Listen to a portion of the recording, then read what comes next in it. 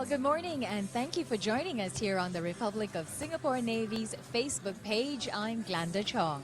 And I'm Samson Z, and we are live in Changi Naval Base for the Singapore International Maritime Review. Now, this is the first time that Singapore is holding an International Maritime Review. So now during a review, ships, they're lined up in formation for ceremonial inspection. Maritime reviews, well, they hail back to the long-standing custom practiced by navies worldwide. Well, traditionally a show of strength during times of war, today's Maritime Review brings together ships from foreign navies in commemoration for a special occasion. The Singapore International Maritime Review is being held as part of the Republic of Singapore Navy's Golden Jubilee celebrations. And today we have 44 navies represented here at Changi Naval Base, and there are 46 warships participating in this maritime review. 20 of them, they're berthed here at the base, while 26 are anchored just off the base, so they're at sea. Now, this is truly a gathering of friends from around the world. And ladies and gentlemen, the reviewing officer for today's Singapore International Maritime Review is no other than President of the Republic of Singapore, Dr. Tony Tan Keng Yam. President Tony Tan will review vessels from the Republic of Singapore Navy Fleet and navies from around the world. When we know that Singapore is a maritime nation, so this means that Singapore is heavily dependent on the sea for survival. And the Singapore Navy, well, they protect Singapore's sea lines of communication to ensure the country always has access to resources and maritime trade continues to flourish. And did you know that the Singapore Navy was born on 5th May 1967 and turned 50 this year? It started with only two seaworthy wooden ships, patrol craft the RSS Panglima and RSS Bedok. In the early days, the Singapore Navy performed mostly constabulary duties. Today, it is a modern and flexible force that protects Singapore's sea lines of communication and contributes to regional peace and security. Now, over the past 50 years, the Singapore Navy has developed strong relationships with navies in and beyond the region through exercises and professional interactions. The strong support from participants in the Singapore International Maritime Review testifies to the friendship that the Singapore Navy enjoys with her international partners. And this maritime review will allow Singapore to further strengthen mutual trust and understanding and interoperate effectively with other navies and maritime agencies to ensure a safe and secure maritime environment for all.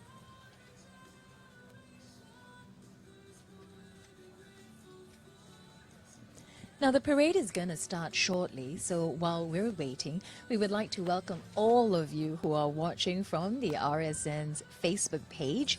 Do give us a like to let us know that you're here with us and share this live feed with your friends to join us for this historic moment. And also, write in and ask us questions. At some point in the show, we will answer them. And don't forget to tell us from which country you're from as well.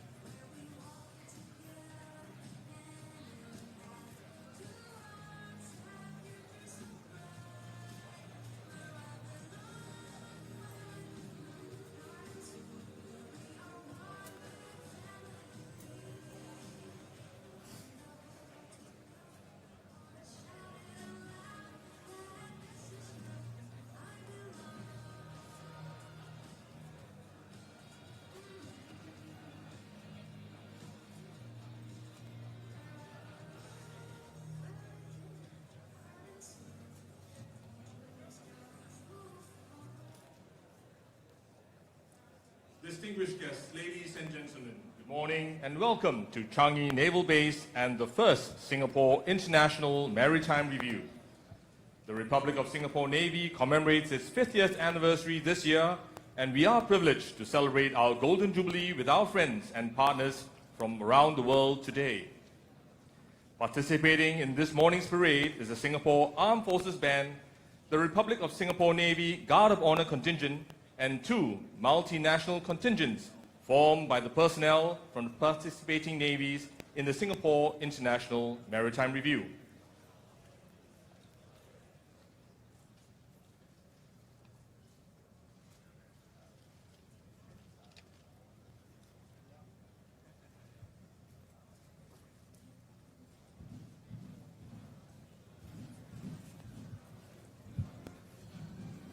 Well, the parade has begun, and what you're seeing now is the SAF band marching into the parade square. The SAF band has represented Singapore at international music festivals around the world, including Australia, China, France, India, Japan, Russia, and Sweden. And they most recently performed at the Virginia International Tattoo in the United States. Well, the Singapore Armed Forces Band is led by Director of Music and Military Expert 4, Ang Sun Beng Jags, and Band Drum Major Military Expert 2, Jo Tan Yu Zo.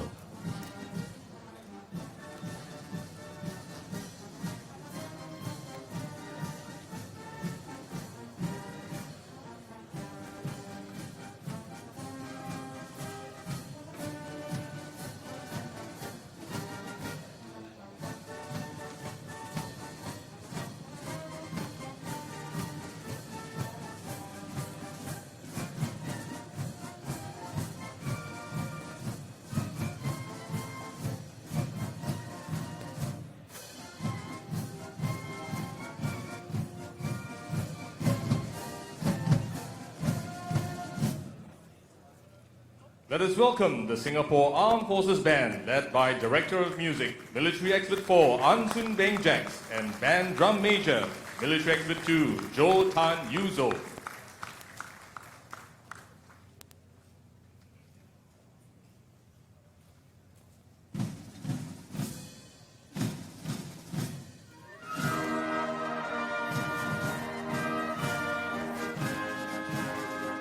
Ladies and gentlemen, adding color and vibrance to the parade, please welcome the multinational contingents formed by 300 sailors from the 22 navies participating in today's Singapore International Maritime Review. Marching in from the left, representing the Myanmar Navy, UMS King Sin Fushin.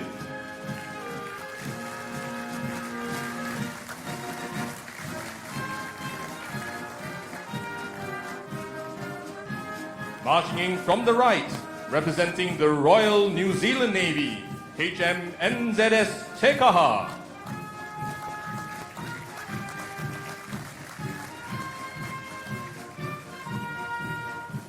On your left, representing the Royal Malaysian Navy, KD Lekeh.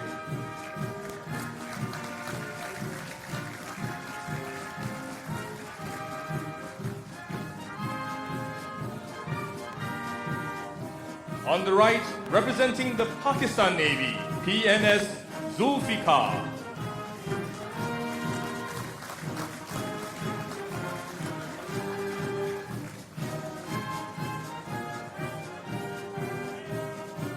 Representing the Japan Maritime Self-Defense Force, JS Izumo.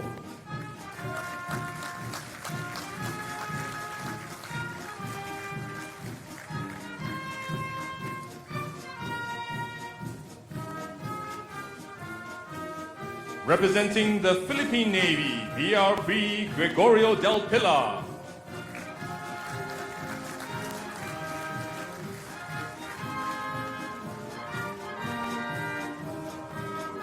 Representing the Indonesian Navy, KRI Sultan Hasanuddin and KRI Halasan.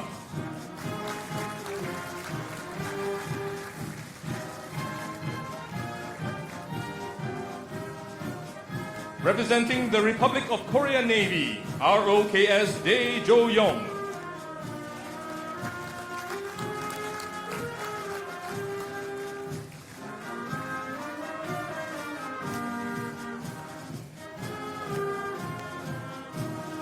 Representing the Indian Navy, INS Sahyadri.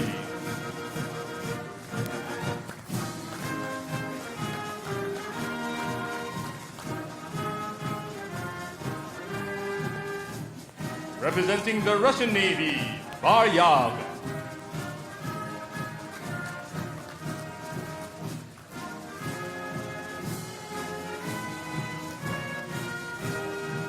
Representing the French Navy, FS Herial.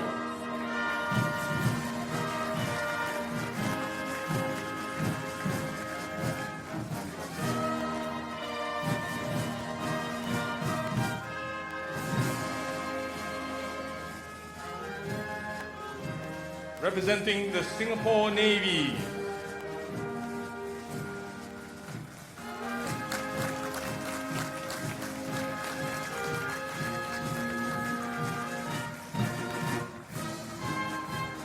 representing the People's Liberation Army Navy, Huang Shan.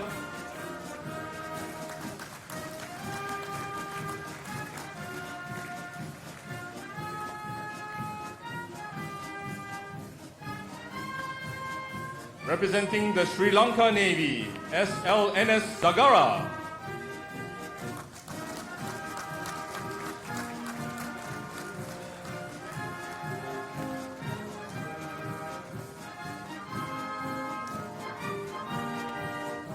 Representing the Royal Canadian Navy, HMCS Ottawa.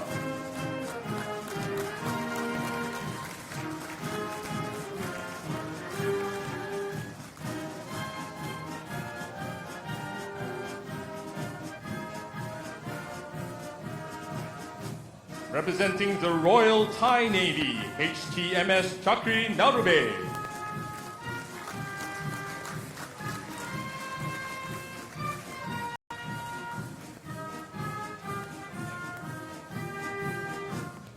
Representing the Royal Brunei Navy, KDB Darussalam.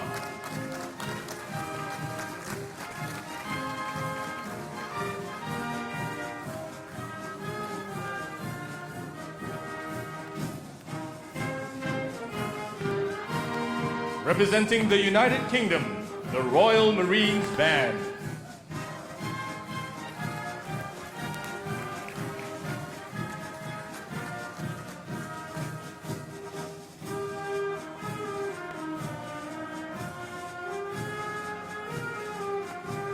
Representing the Bangladesh Navy, BNS Shahid Nota.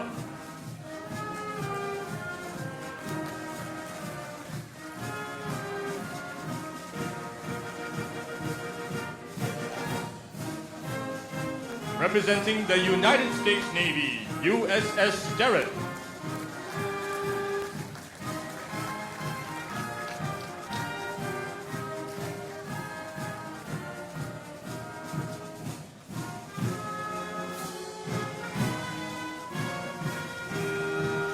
Representing the Royal Australian Navy, HMAS Ballarat.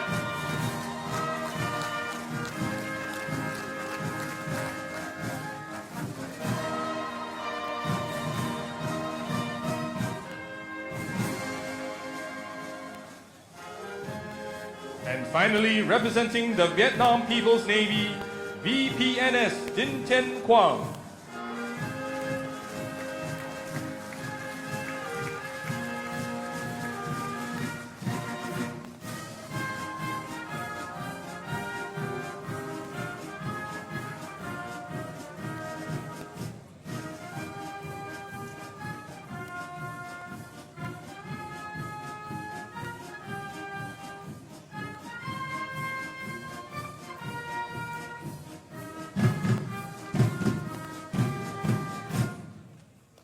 In addition to these 22 countries represented here on parade, we would also like to acknowledge the presence of the Navy and Coast Guard representatives from 22 other countries joining us here today at the Singapore International Maritime Review and for Index Asia 2017.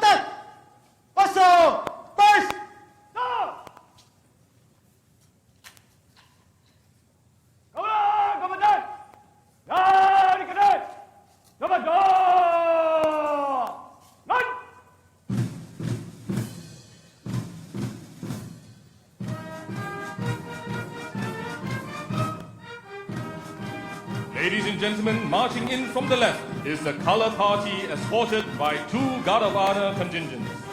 The 5 colors marching on to the parade is led by the Republic of Singapore Navy state colors, followed by the 4 formation colors representing the Fleet, Naval Logistics Command, Naval Diving Unit, and Maritime Security Task Force. As a mark of respect, please rise as the color party marches past. Military personnel are required to salute as the color party marches past.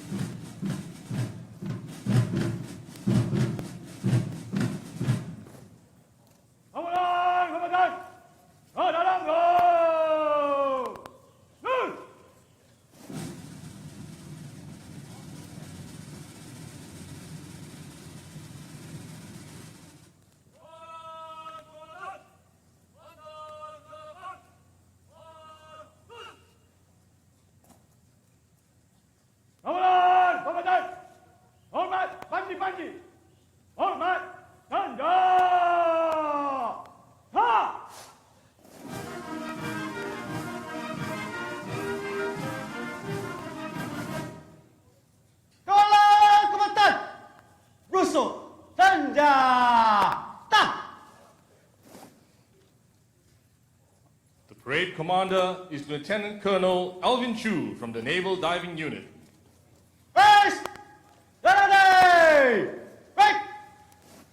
The parade regimental sergeant major for today's parade is Master Warrant Officer David Ling from HQ RSM.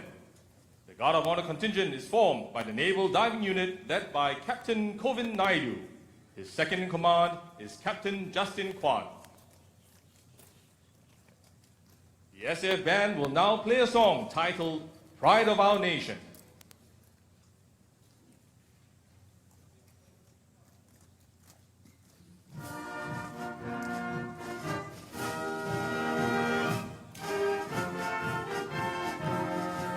And viewers, the song that you're listening to now is entitled Pride of Our Nation, an original composition by Major Retired Tony Wei, written during his tenure as a Senior Director of Music and Commanding Officer of the Singapore Armed Forces Band.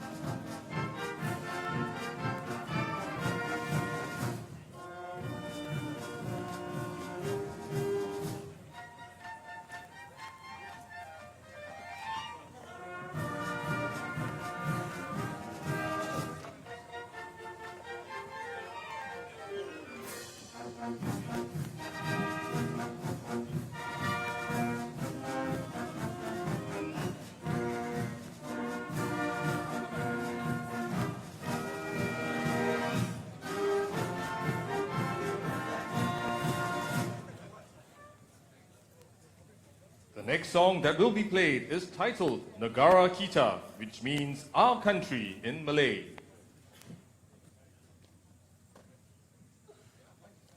Wait.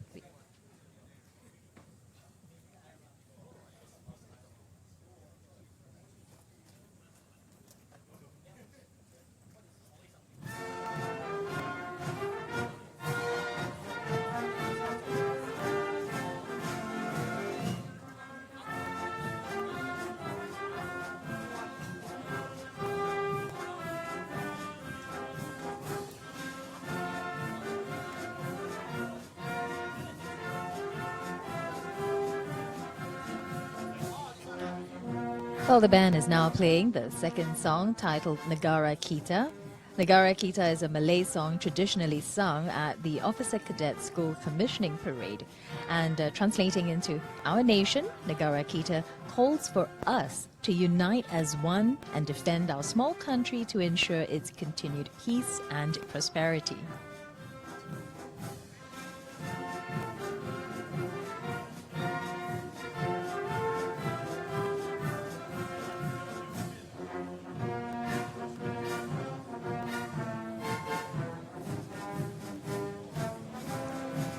And to our Facebook friends who've just joined us and liked us, Douglas Tan says, welcome to Singapore to all countries. Now here's a shout out to everyone.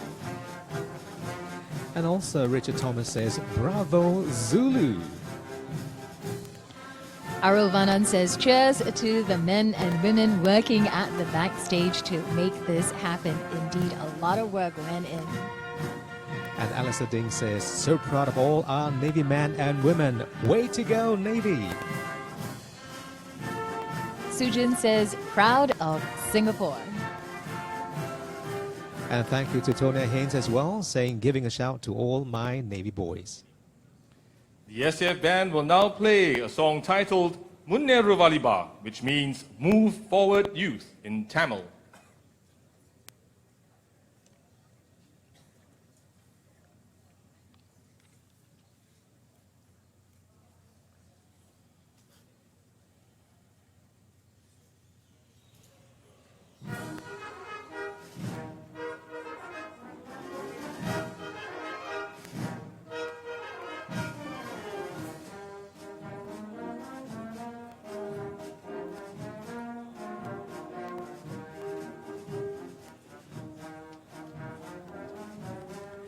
This is the final song that the band is playing, and it's called Munneru Valiba, or Move Forward Youth. This Tamil song was written by S. Jesudasan in 1966 to inspire students to succeed in Singapore. And it served as a rallying call to the youth to strive and reach for the skies.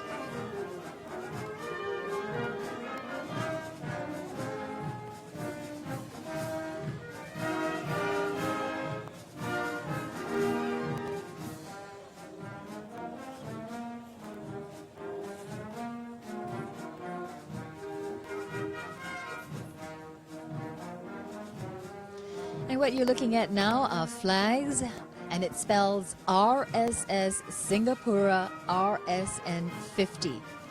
Now these flags are also known as International Maritime Signal Flags, and they're a set of flags and pennants used by sailors to communicate with other ships when out at sea. What's interesting is now each flag spells an alphabet, and each pennant represents a number.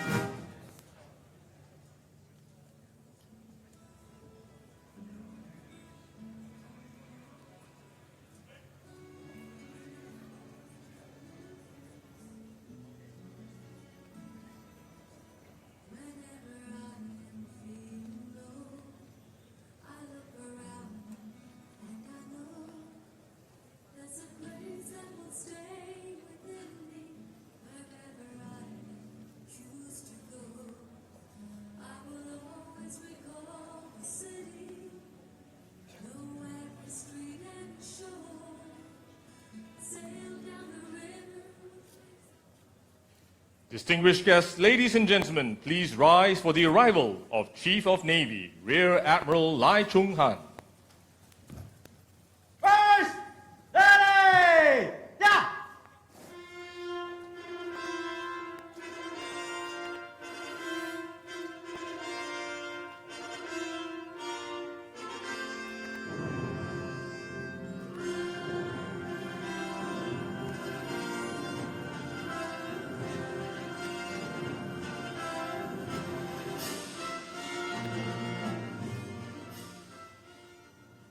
parade will now pay its compliments to the Chief of Navy. 各位官兵，我们判令吧，我们参加战。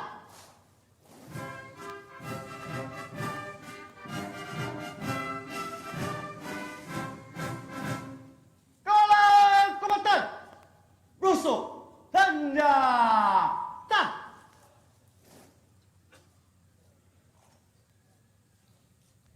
Please be seated. Face the lady. Break. The reviewing officer for this morning's proceedings is the President of the Republic of Singapore, Dr. Tony Tan Keng Yam. The President will be reviewing the Guard of Honor, the multinational contingents, and the participating ships in harbour and at sea.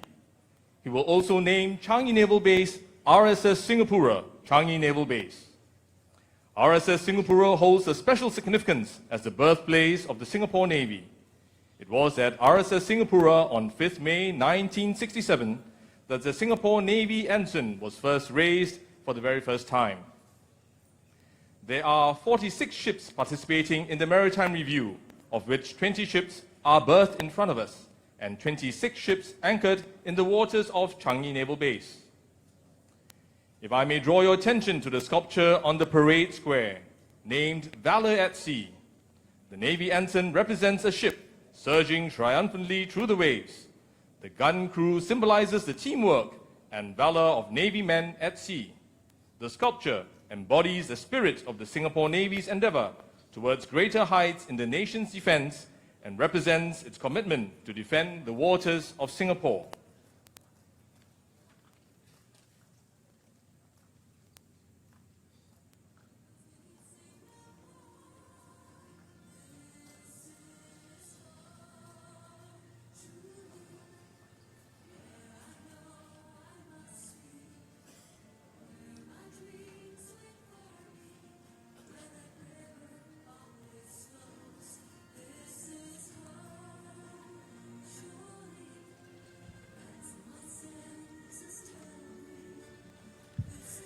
The RSS Singapura holds a special significance for the RSN as the birthplace of our Navy. It was at RSS Singapura on 5th May 1967 that a Singapore naval ensign was hoisted for the very first time, signaling that our nation's sailors would serve under its own flag rather than as volunteers under another's.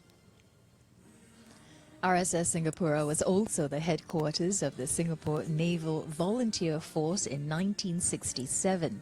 Now, in keeping with naval tradition to name shore establishments after retired warships, the RSN decided that Changi Naval Base should bear the name of RSS Singapura. And therefore, naming Changi Naval Base as RSS Singapura reflects the Navy's commitment to ensure that the spirit of its pioneers, that of solidarity, resilience and enterprise, continues to live on.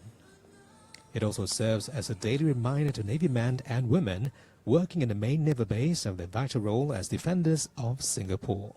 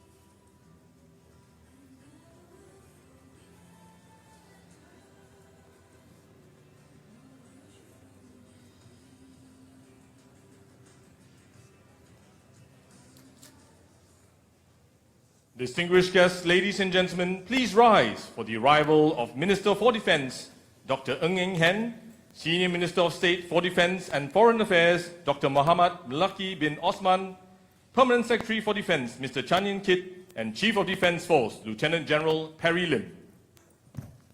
First, ready, yeah!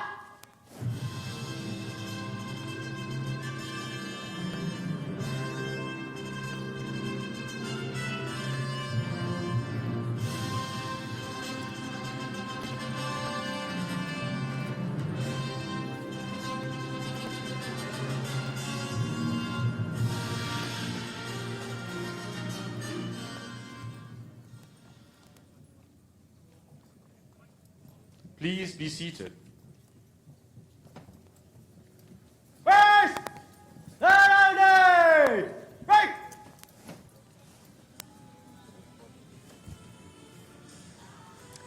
Ladies and gentlemen, in a few minutes, we can expect the reviewing officer for today's Singapore International Maritime Review, President Tony Tan, to arrive. Stay with us.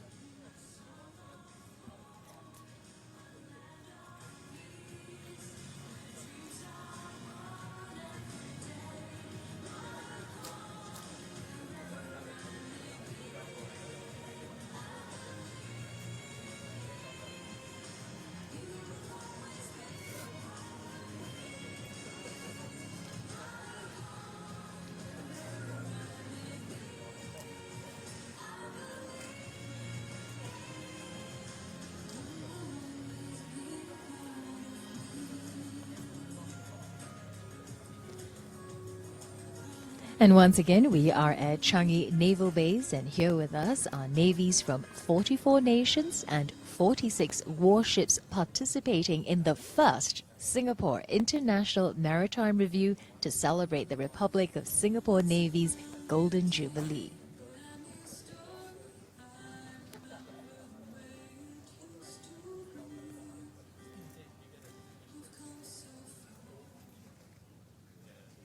Distinguished guests, ladies and gentlemen, please rise for the arrival of the President of the Republic of Singapore, Dr. Tony Tan Keng Yam, and Mrs. Mary Tan. First, ready, yeah!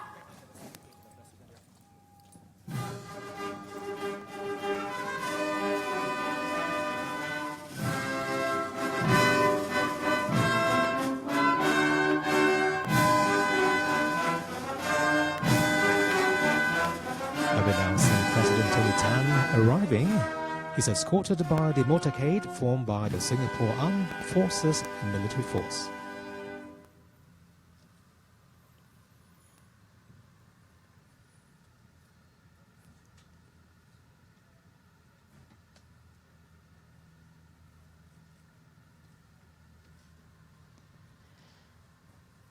President Tony Tan there, and he's being received by Minister for Defence Dr. Ng Eng Hen, Chief of Defence Force Lieutenant General Perry Lim, and Chief of Navy Rear Admiral Lai Chung Han and Mrs. Lai.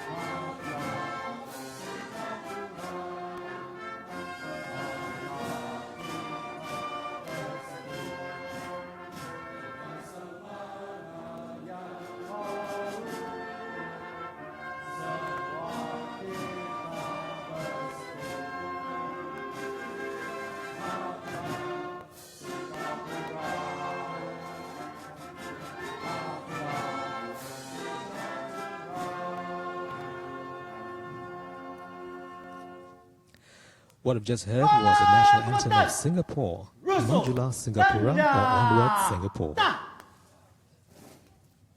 Please be seated.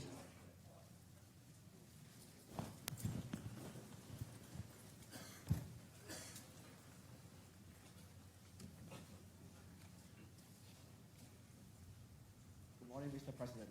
The parade is formed up and ready for inspection, sir.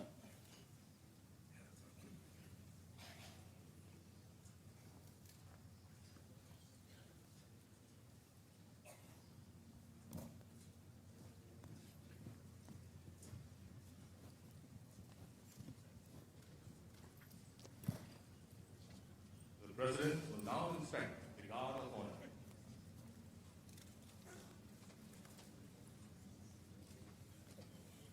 President Tony Tan will now inspect the Guard of Honor contingent, and he's accompanied by the Chief of Navy, Rear Admiral Lai Cheng-han, Chairman of the Singapore International Maritime Review, Colonel Tung Chi Meng, and the Parade Commander, Lieutenant Colonel Alvin Chu.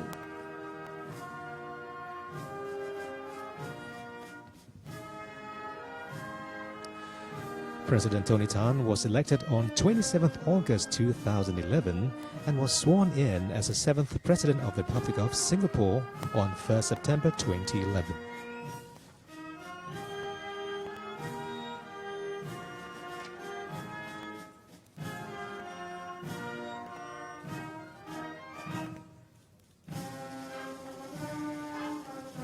President Tony Tan's political career began when he was elected as a Member of Parliament back in 1979 and served as Senior Minister of State in the Ministry of Education. He also served as Minister for Finance and Minister for Trade and Industry. In August 1995, he was appointed as Deputy Prime Minister and Minister for Defence. And he was later appointed Deputy Prime Minister and Coordinating Minister for Security and Defence in August 2003. Mr. President, permission to carry on, sir.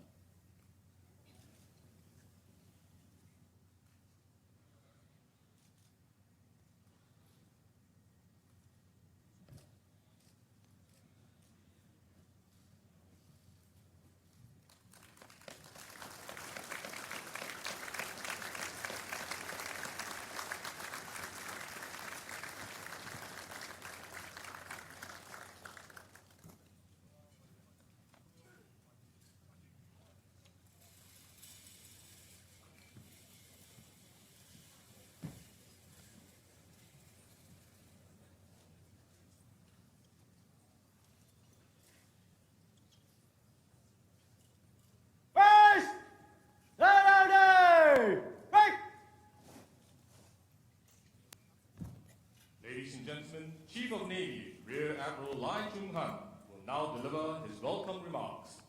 Chief of Navy, sir.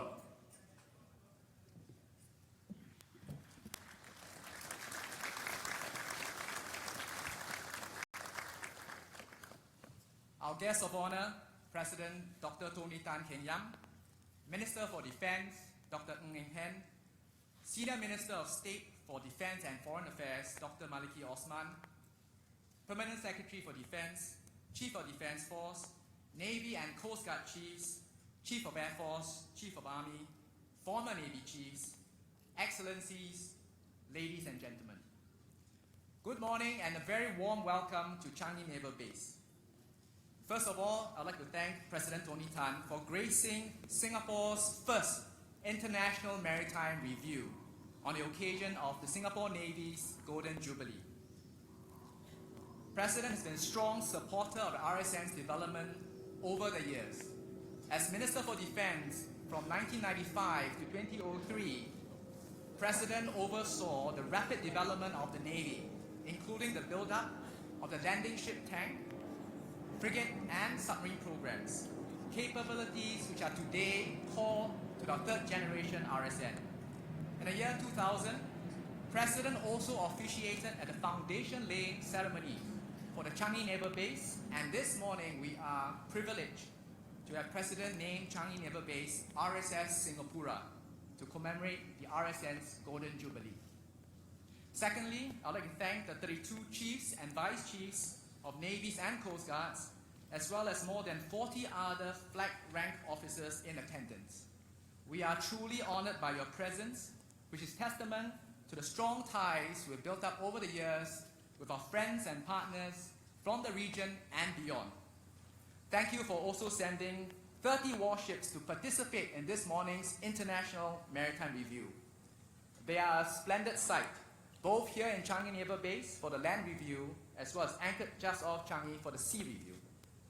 The Singapore Navy began life on 5th of May 1967 with just 2 wooden ships and a makeshift headquarters, RSS Singapura, at Telok Ayer Basin. From humble beginnings, we have been able to build up a balanced and capable maritime force. This would not have been possible without our pioneers and our partners. Our Navy pioneers laid a firm foundation for the RSN of today, while our partners, both national and international, enabled the RSN to fulfill our growing mission more effectively, even as the regional security environment became more complex and challenging. Thank you for your hand of friendship since our early days. Together, we have contributed to safe and secure seas for all. Singapore is a maritime nation in a maritime region. Our port is connected to about 600 others in over 120 countries, and is one of the world's busiest. This year, Singapore was named as the leading maritime capital of the world for the 3rd consecutive time. To secure Singapore's maritime future, as well as that of our region, close and concrete cooperation between regional navies, coast guards, and national maritime agencies will remain critical. The strong international participation in this morning's event reflects this shared understanding and conviction. So this morning's International Maritime Review is far more than a celebration of the RSN's Golden Jubilee. It is a strong signal of our collective commitment to enhance the peace and security of our maritime region. Once again, thank you to one and all for participating in Singapore's first International Maritime Review as part of the RSN's Golden Jubilee celebration. And please please join me once again in thanking President Tony Tan for being our reviewing officer today. Thank you. Thank you, sir. Ladies and gentlemen, the President will now address us. President, sir.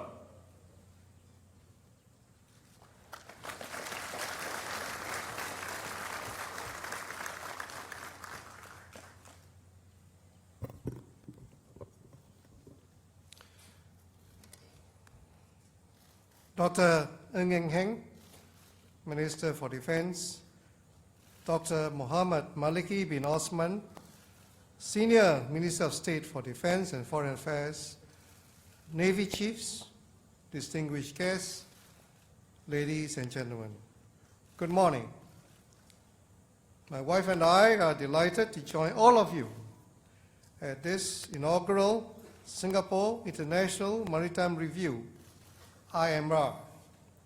The Singapore IMR is of special significance to the Republic of Singapore Navy, RSN, because it is part of the RSN's Golden Jubilee celebrations and marks the coming of age of the RSN. The gathering of navies around the world for the first Singapore IMR is also a testament to the strong friendships and extensive network Singapore enjoys across the world.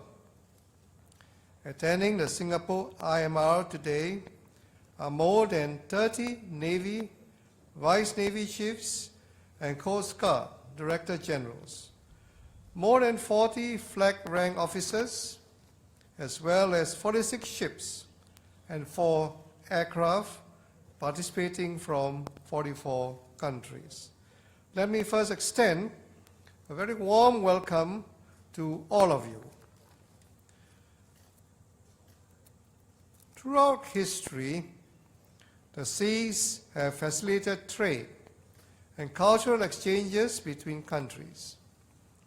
Cities and countries flourish because of seaborne trade. Today, over 90% of global trade is carried by sea. Seaborne trade continues to expand, providing cargoes of all kinds for people around the world. As a maritime nation in a maritime region, Singapore's security and success are all the more inextricably linked to the sea.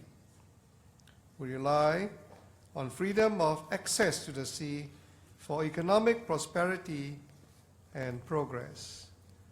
In this regard, the role of the RSN is critical to Singapore's survival as a nation.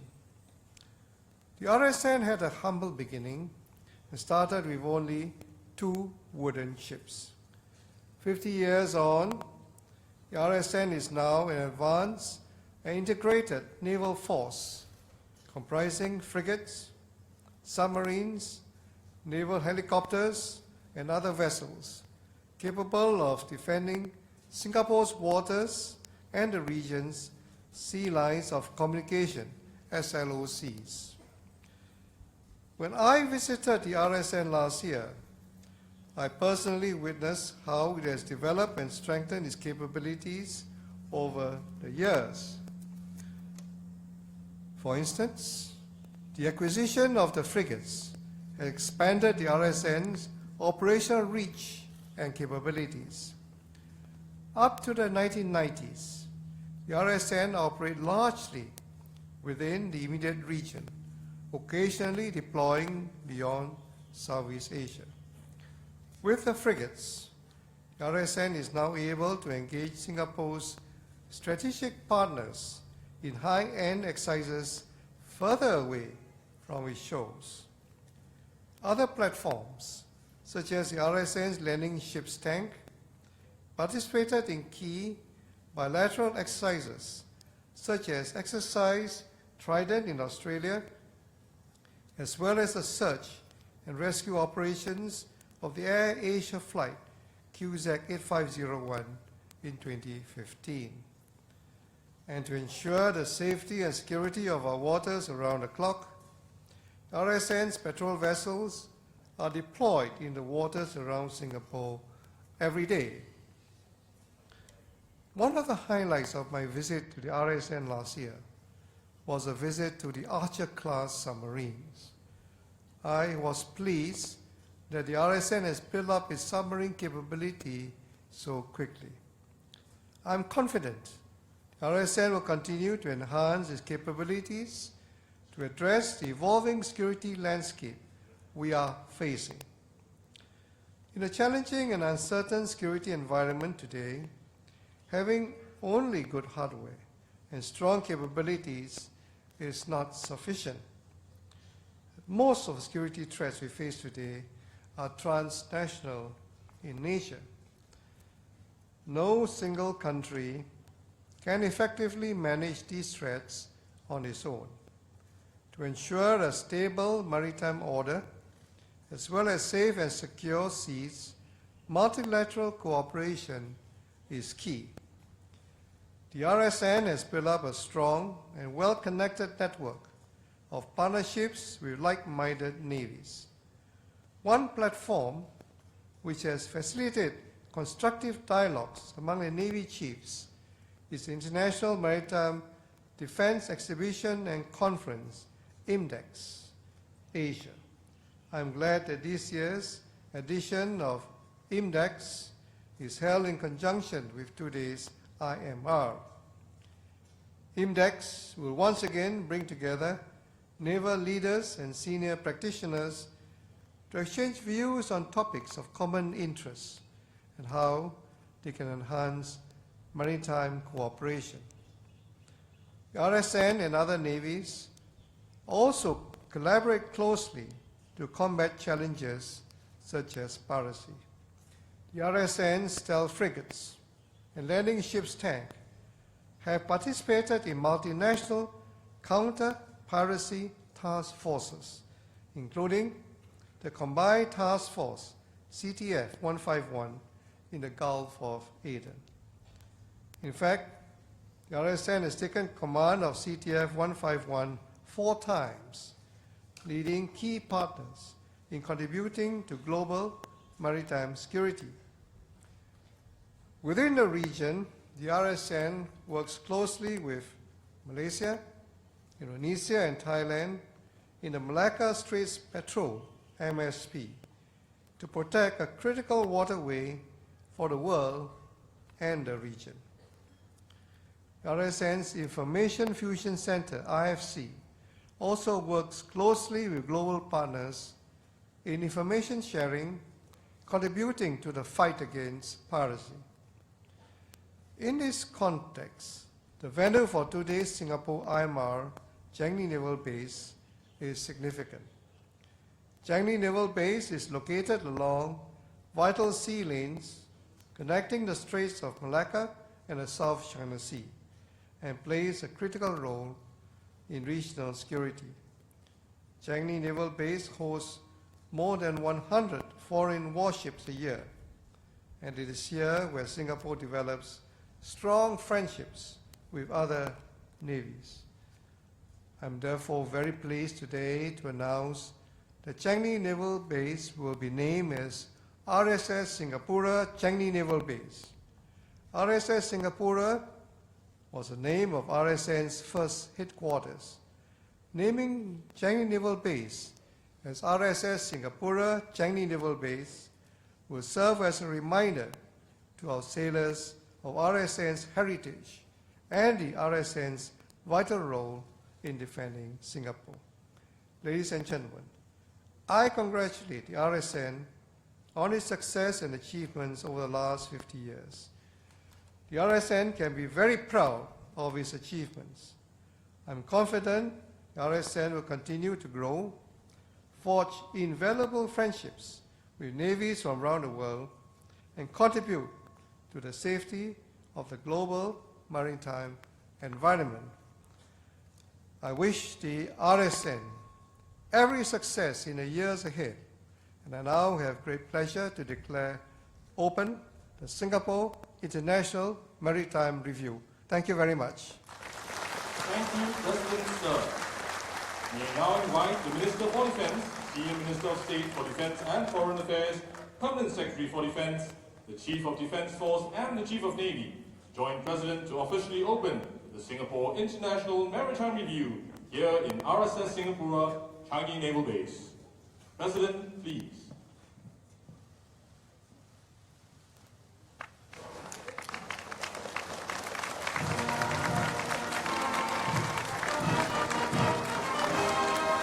And with that, ladies and gentlemen, the Singapore International Maritime Review is officially opened.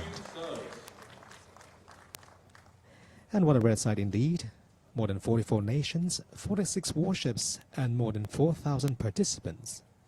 Truly a gathering of friends from around the world.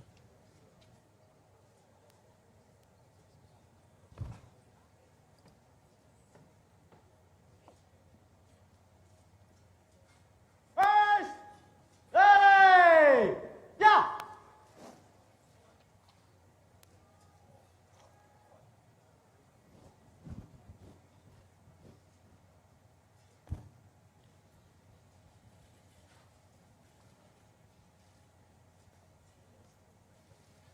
Mr. President, may I have your permission to march off the parade, sir?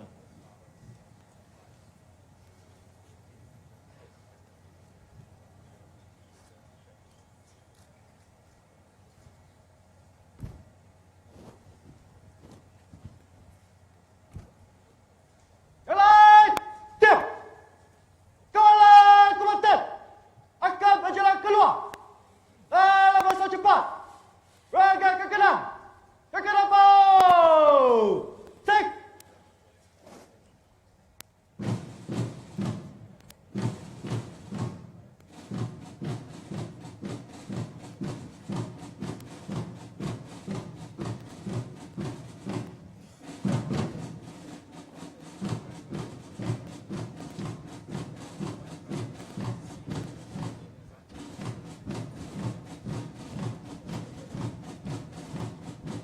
President Tony Tan has granted permission to the parade commander for the Guard of Honor contingent to march past and off the parade square.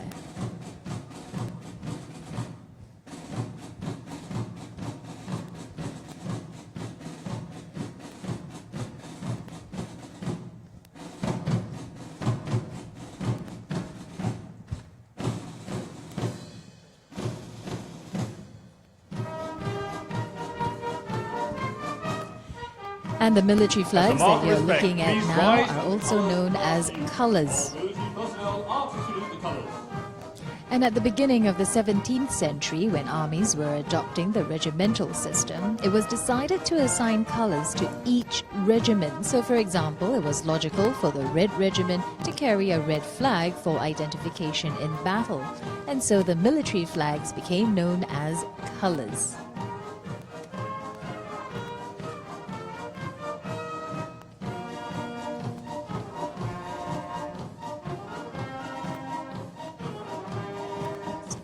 As warfare progressed, colours became unnecessary as a means of identification, and they have since become the symbol of the spirit of a regiment, for they bear the battle honours and badges granted to the regiment in commemoration of the gallant deeds performed by its members from the time it was raised.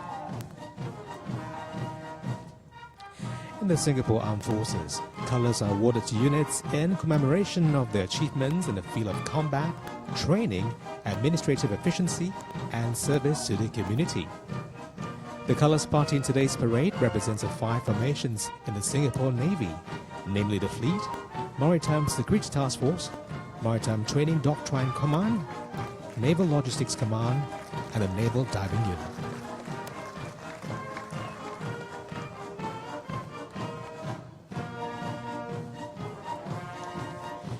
And the Guard of Honor contingent is formed by the Naval Diving Unit. It's led by Captain Kovin Naidu and his second-in-command, Captain Justin Kwan. The naval divers are the elite of the Singapore Navy. Now they go through a 5-month-long training, which is one of the toughest in the Singapore Armed Forces. And during the combat diving course, the diver trainees, now they'll go through what's called Hell Week. President will now review the parade and the ship's berth, RSS Singapore Changi Naval Base.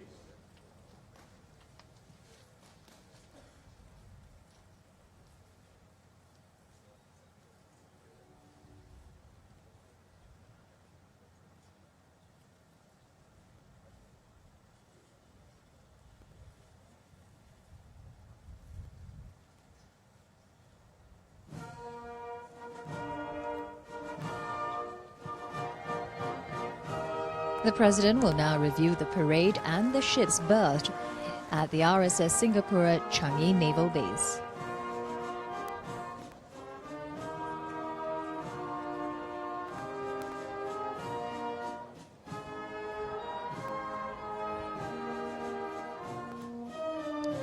He is accompanied by the Chief of Navy, Rear Admiral Lai Chung Han, and the aide-de-camp to President and Military Expert 6, Wong Kam-mun.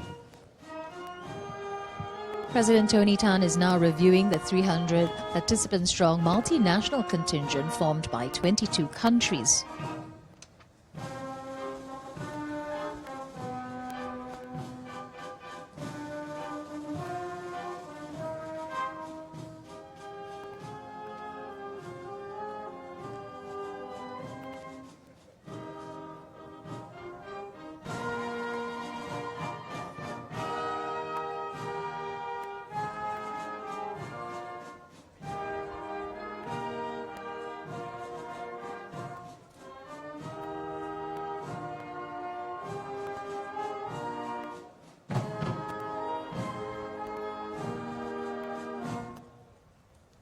Ladies and gentlemen, please join me in thanking our friends from the multinational contingent and the Singapore Armed Forces Band.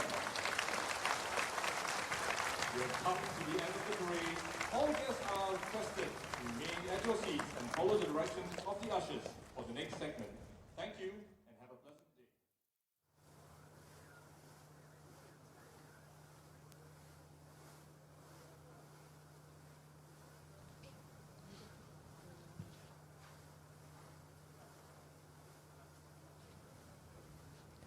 President Tony Tan will now be reviewing the 20 Singapore and foreign Navy ships and Singapore Police Coast Guard ship berthed here as part of the land review.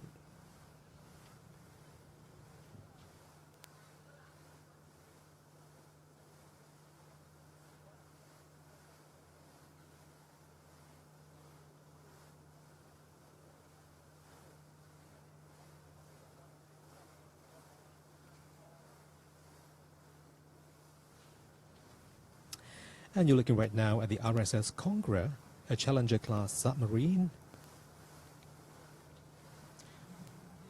RSS Conqueror was the first RSN submarine to enter into operational service with the RSN.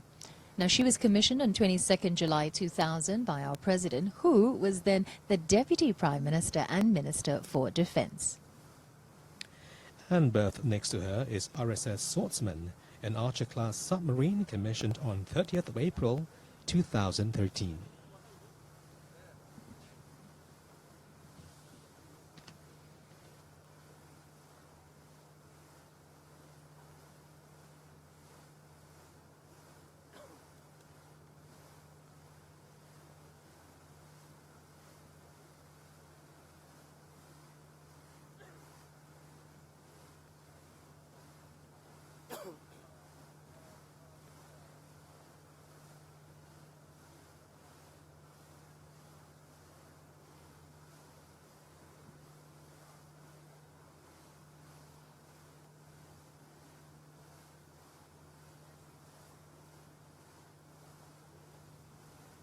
President Tony Tan will now be reviewing the 20 Singapore and foreign Navy warships and Singapore Police Coast Guard ship berthed here as part of the land review.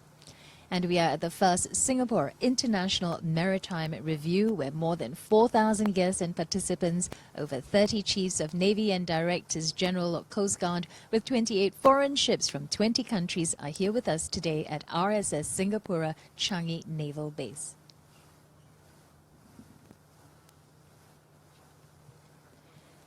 And when the President passes each ship, the ship will pay its compliment by piping and saluting the President. And here we have the RSS Formidable. She was built in France and is the first of class frigate from the Republic of Singapore Navy.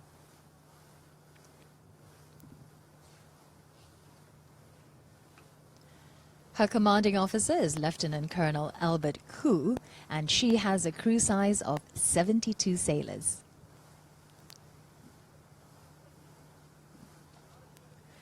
The Formidable-class stealth frigates are the principal combatants of the Singapore Navy and are equipped with advanced combat and weapon systems. RSS Formidable was commissioned on 5th May 2007 on the Republic of Singapore Navy's 40th anniversary.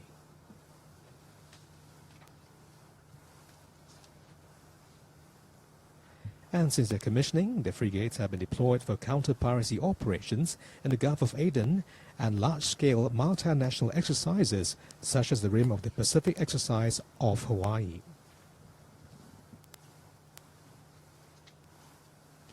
And this is the RSS Persistence. She is an endurance-class landing ship tank and was designed and built locally by ST Marine. She was commissioned on 7th April 2001.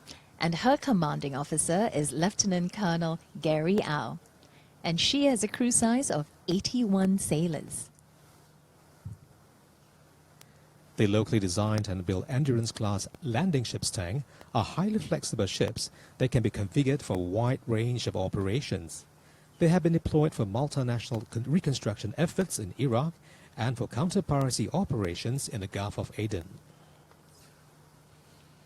And now you're looking at the RSS Bordeaux, a mine countermeasure vessel commanded by Major Lim Yong Seet. She was built in Sweden and is a first-of-class mine countermeasure vessel and has a crew size of 32.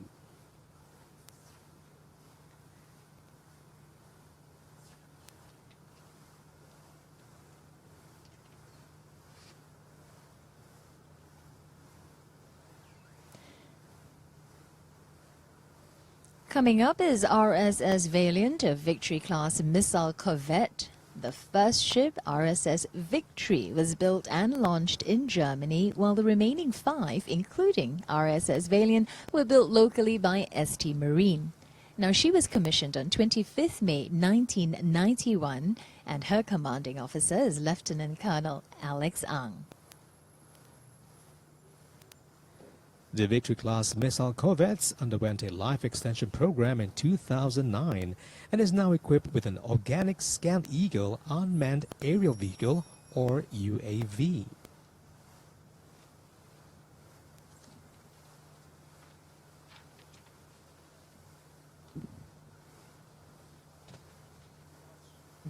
And this is unprecedented on a corvette. The addition of the Scan Eagle UAV significantly boosts the missile corvette's surveillance and identification abilities.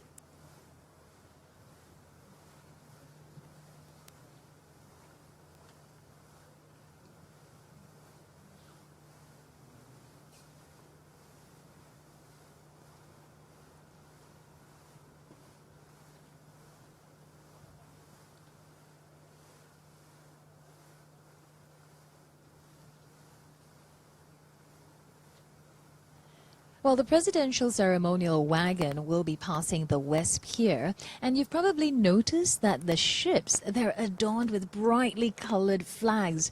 Okay, so this is a naval tradition that is called dressing ships.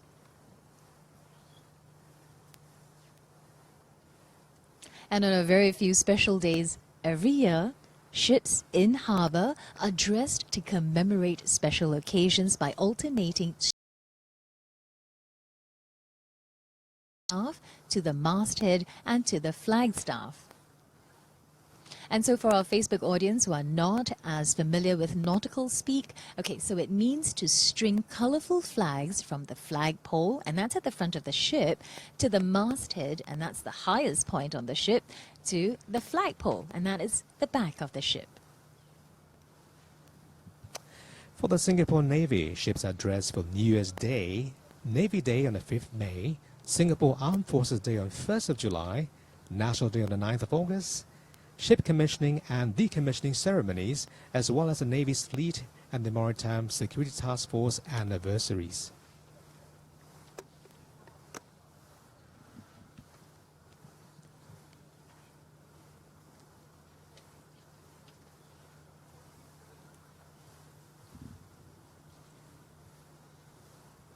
And what you're seeing now is the TCG Coast Guard's new coastal patrol craft, the White Tip Shark. White Tip Shark comes fully equipped with combat systems that allow the police Coast Guard to meet new security challenges at sea, now including countering terrorism, robbery at sea, illegal immigration and smuggling.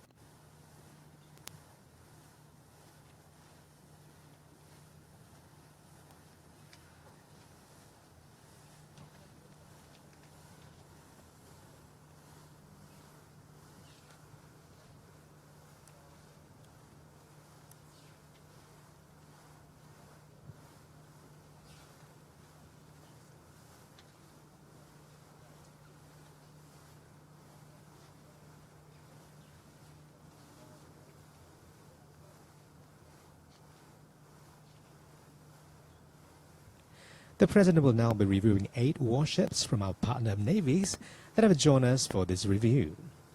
As you can see, folks, right now, this is the KRI Halasan, a fast attack craft from the Indonesian Navy, and she was commissioned on 17 September 2014.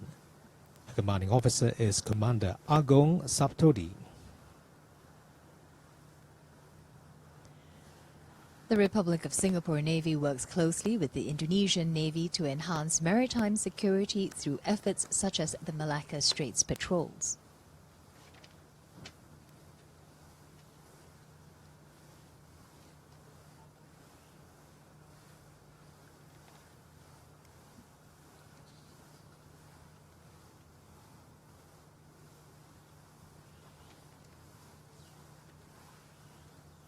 President Tony Tan is now reviewing the 20 Singapore and foreign Navy warships and Singapore Police Coast Guard ship berthed here as part of the land review.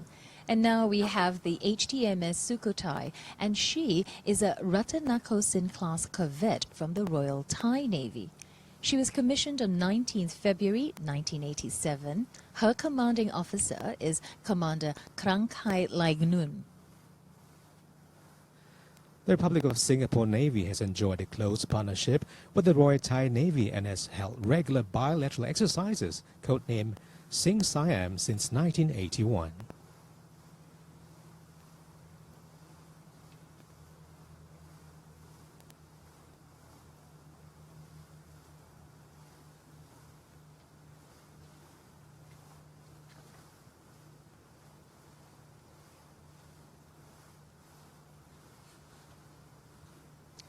And once again, folks, as the President passes the ships, you may have noticed that the crew are lining the decks and doing a cheer, and it's called a cheer ship. And you're looking right now at the SLNS Sagara, a Vikram-class offshore patrol vessel from the Sri Lankan Navy. She was commissioned on 25th February 2007, and the commanding officer is Captain Dhanapala.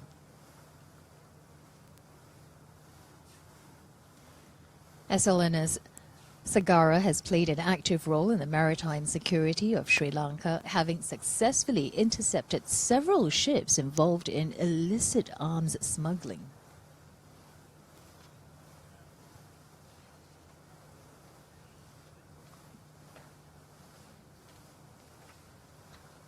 And here we have the USS Coronado, and she's an Independence-class littoral combat ship from the United States Navy.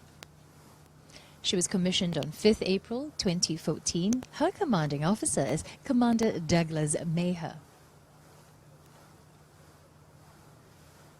USS Coronado is a second littoral combat ship to feature a high-speed trimaran hull and a modular design.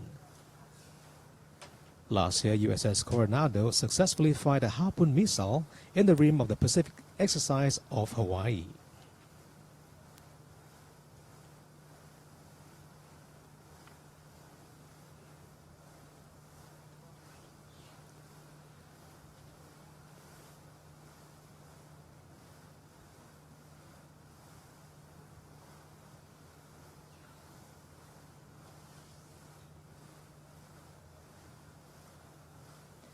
And you can see the sailors. Now, as the president passes, the crew line their decks and they do a cheer that's called a cheer ship. And you know, a cheer ship is actually a naval tradition. It is a salute from one warship to another, and it's done as a mark of respect when the reviewing officer passes by.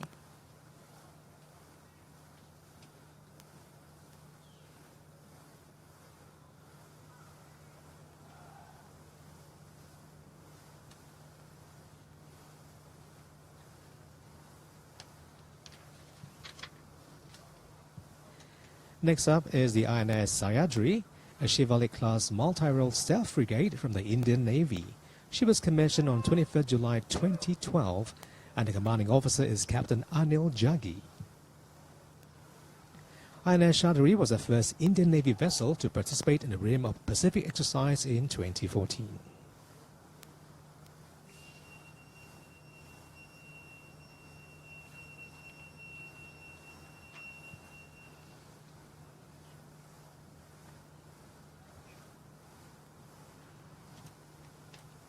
And this is the HTMS Chakri Narube, the helicopter carrier from the Royal Thai Navy.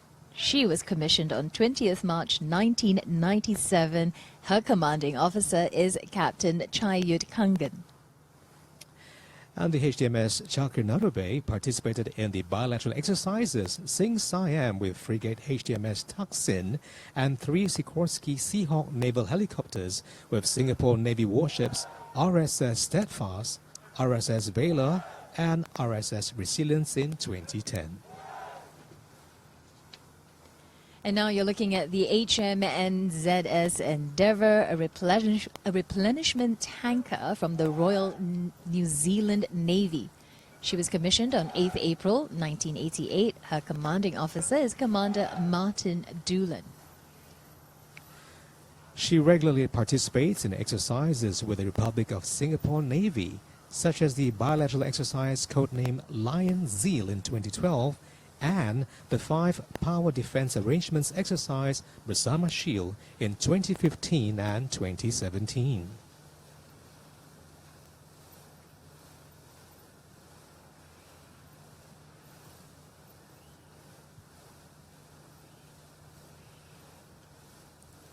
And here is the JS Izumo, the first ship of the Izumo-class helicopter destroyer from the Japan Maritime Self-Defense Force. She was commissioned on 25th March 2015, and her commanding officer is Captain Yoshihiro Kai. As you can see, folks, JS Izumo is the largest ship participating in the Singapore International Maritime Review, measuring 248 meters in length. That is longer than the length of 2 football fields.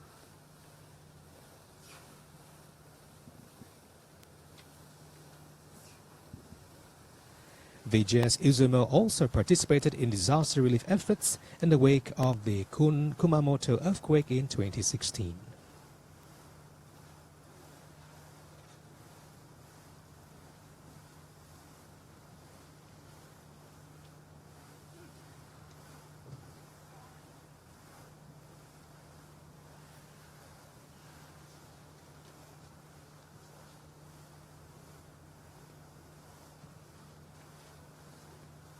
And for those of you who have just joined us on the Republic of Singapore Navy's Facebook page, we are live right now at the first Singapore International Maritime Review 2017 at Changi Naval Base.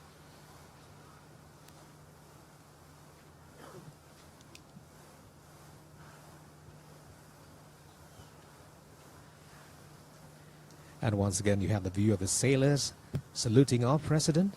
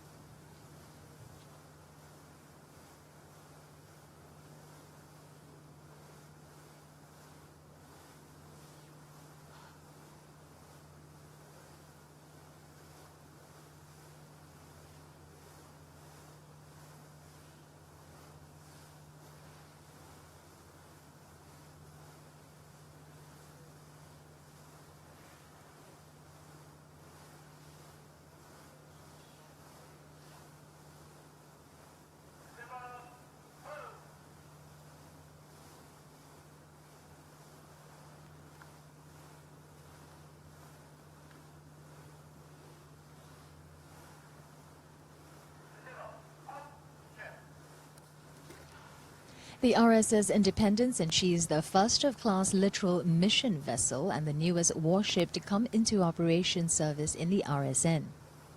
She is the 3rd Republic of Singapore Navy ship to be named Independence and was commissioned just 2 weeks ago on 5th May 2017. During the Republic of Singapore Navy's 50th Navy Day by Prime Minister Lee Hsien Loong. And the commanding officer is Lieutenant Colonel Tay Chung Hun. She'll be hosting President Tony Tan later for the Sea Review segment, so stay with us.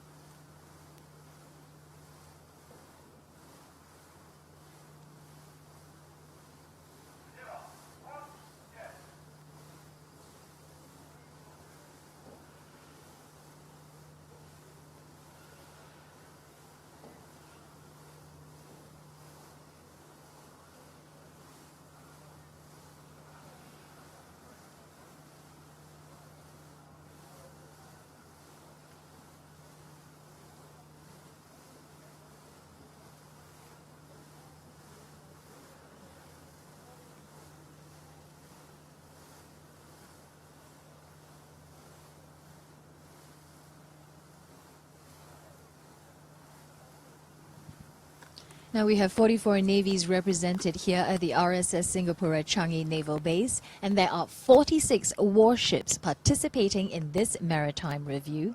20 of them, they're berthed here at the base, while 26, if you look further out on your screens, they're anchored just off the base. And this truly, once again, is a gathering of friends from around the world.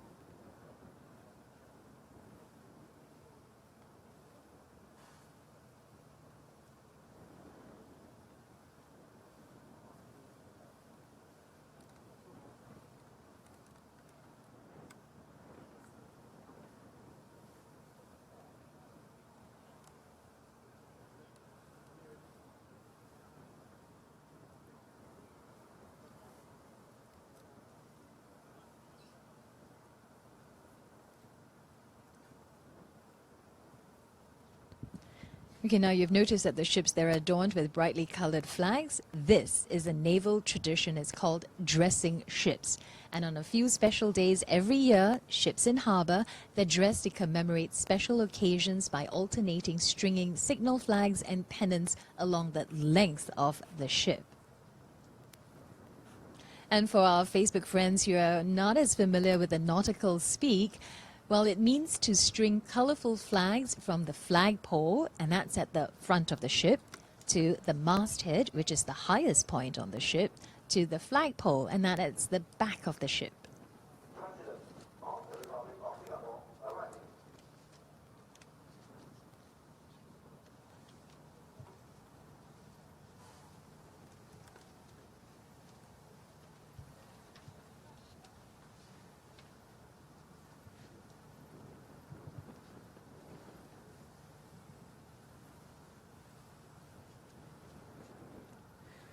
The President will now make his way to the littoral mission vessels RSS Independence.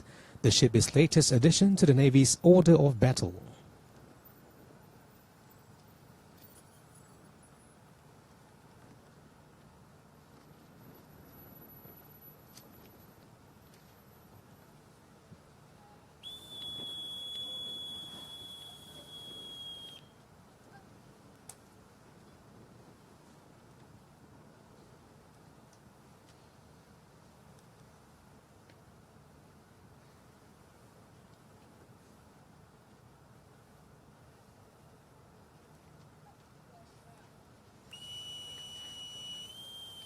President Tony Tan is now embarking LMV RSS Independence, and he's accompanied by Minister for Defense, Dr. Ng Hen, Chief of Defense Force Lieutenant General Perry Lim, and Chief of Navy Rear Admiral Lai Cheng Han.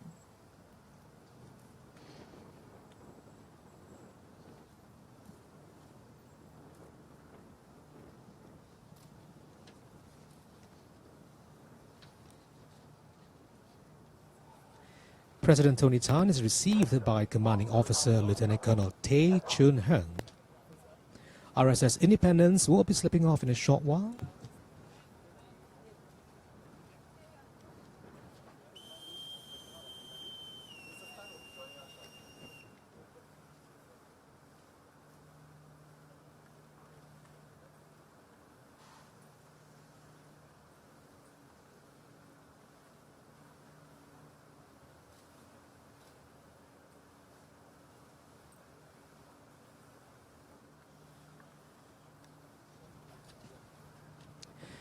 The Littoral Mission Vessels, or LMVs, are highly capable warships designed and equipped with advanced combat capabilities and technologies to further strengthen the RSN's seaward defense of Singapore and ability to protect our sea lines of communication. Now this ship, it's smarter, faster and sharper than its predecessor, and that's the Fearless class patrol vessels. All right, so the key design elements were incorporated to improve the efficiency in logistics and engineering support of the LMV. So this reduces the time required for ship maintenance. The LMV takes just 2 persons 2 minutes to deploy their rigid hull inflatable boat. They're also equipped with both lethal and non-lethal solutions to deliver a wide range of calibrated responses to deter or defend itself against threats. And this includes, of course, long-range acoustic devices, water cannon systems, small and large caliber guns, and anti-missile missiles. The first LMV, RSS Independence, was recently commissioned by Prime Minister Lee Hsien Loong on 5th May 2017.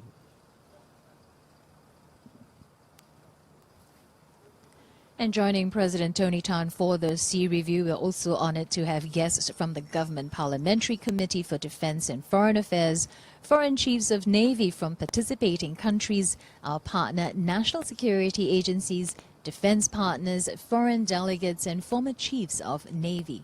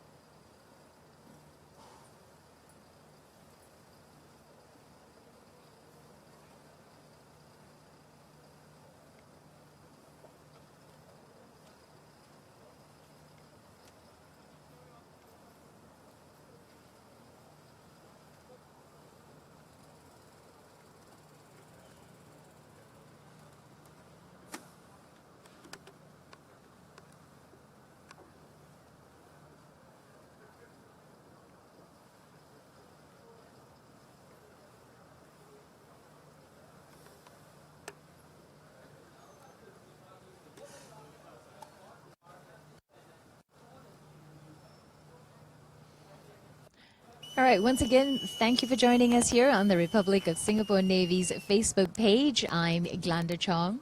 And I'm Samson Z, and once again we are live in Changi Naval Base for the Singapore International Maritime Review 2017. Okay, so let's take this time to share and some of the comments written by you on Facebook. Hi guys, here we are. Okay, I'm going to start with Eskobi Raghavan says, powerful and sharp display, kudos to all. Well done. And David Lowe says, well done, RSN. Thank you so much. EcoJazz says, I saw KRI Halasan there, Indonesia warship. I believe you must be Indonesian. Yes, Eco. KRI Halasan is right here in Changi Naval Base, joining us for the first time at Singapore International Maritime Review. Okay, so Ong YB says, I hope I'm getting this.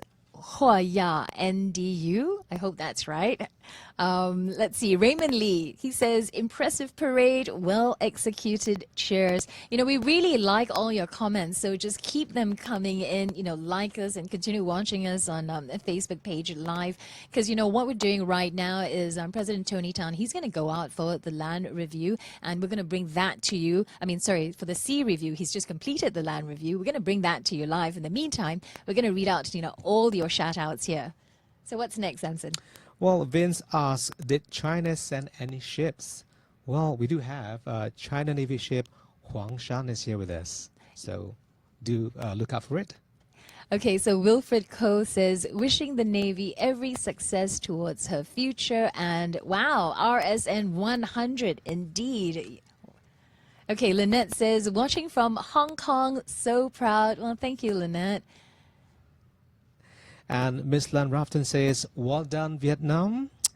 And also Marino Sapogay Jr. says, salute to all soldiers. Mabuhay to all our Philippine Navy friends. Okay, so Binish Lakik says, proud of Pakistan Navy. So yeah, if you're joining us and you're liking us and you're having a comment, do tell us where you're commenting from and which country as well. We would really like to hear from you. Okay, let's carry on. So Tang says, proud to be pioneer crew of RSS Independence. It is indeed. You know, here's a little trivia for you. We have a pioneer naval officer, and he was the guest today as well. He was seated there. You know, I'm sure you saw him earlier. His name is Major Retired R.V. Simon, and he defended Singapore during the Konfrontasi, and also he was one of the earliest commanding officer of the pioneer patrol craft RSS Panglima. That was a long time ago. You know, thank you for joining us again, Major Retired R.V. Simon. Okay, I have, let me see here. I have Nico Casey. Now he says, welcome our friends from our friendly navies. And next, Prakash Deb says, I love Singapore. Thank you so much. We love you to hear from the RSS Singapore Changi Naval Base. Zahara Hashim says, well done, Singapore. And Jeannie Tay says, salute to all. Thank you for joining us, everyone. And what did Scott Shallcross says? He says now, congratulations on your Golden Jubilee being based on HMAS DeWitt and Stewart in the 80s and 90s. Spent a lot of time operating out of Singapore and exercising frequently. Cheers to all former warrant officer, marine technician between the years of 1975 to 1996. Well, thank you so much for watching us. So we'll come back again, folks, as we'd like to go live into this series. Join us right now. Okay, so that's all we have for the moment, but do keep those comments coming. We will share and answer some of your comments later on. If you have any questions, just feel free to ask us as well. And if you're not watching from Singapore, do tell us where you are right now. Like I said earlier, we like to know where you're watching us from. And while the ship prepares to slip off for the sea review, we've also prepared a few videos for you to watch. So, just stay tuned here.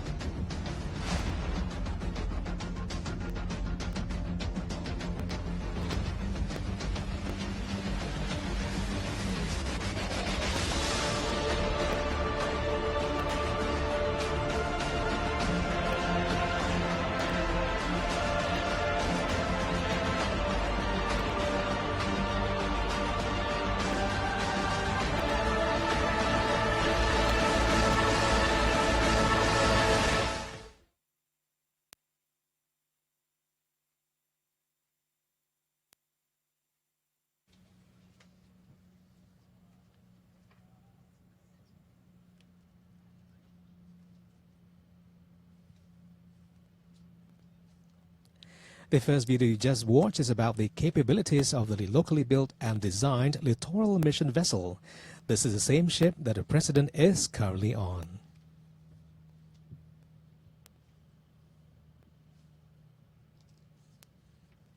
And for those of you who have just joined us, we're live at RSS Singapore Changi Naval Base for the Singapore International Maritime Review 2017. And we're waiting for the presidential review ship to slip off for the sea view review segment. And this maritime review is held to commemorate the Republic of Singapore Navy's Golden Jubilee. The Singapore Navy is honored to celebrate this occasion with 43 other navies from around the world. In its early days, the Singapore Navy performed mostly constabulary duties, and today we are a modern and flexible force to protect Singapore sea lines of communication. And joining right now, folks, let us take a look at the 50-year journey of the Singapore Navy.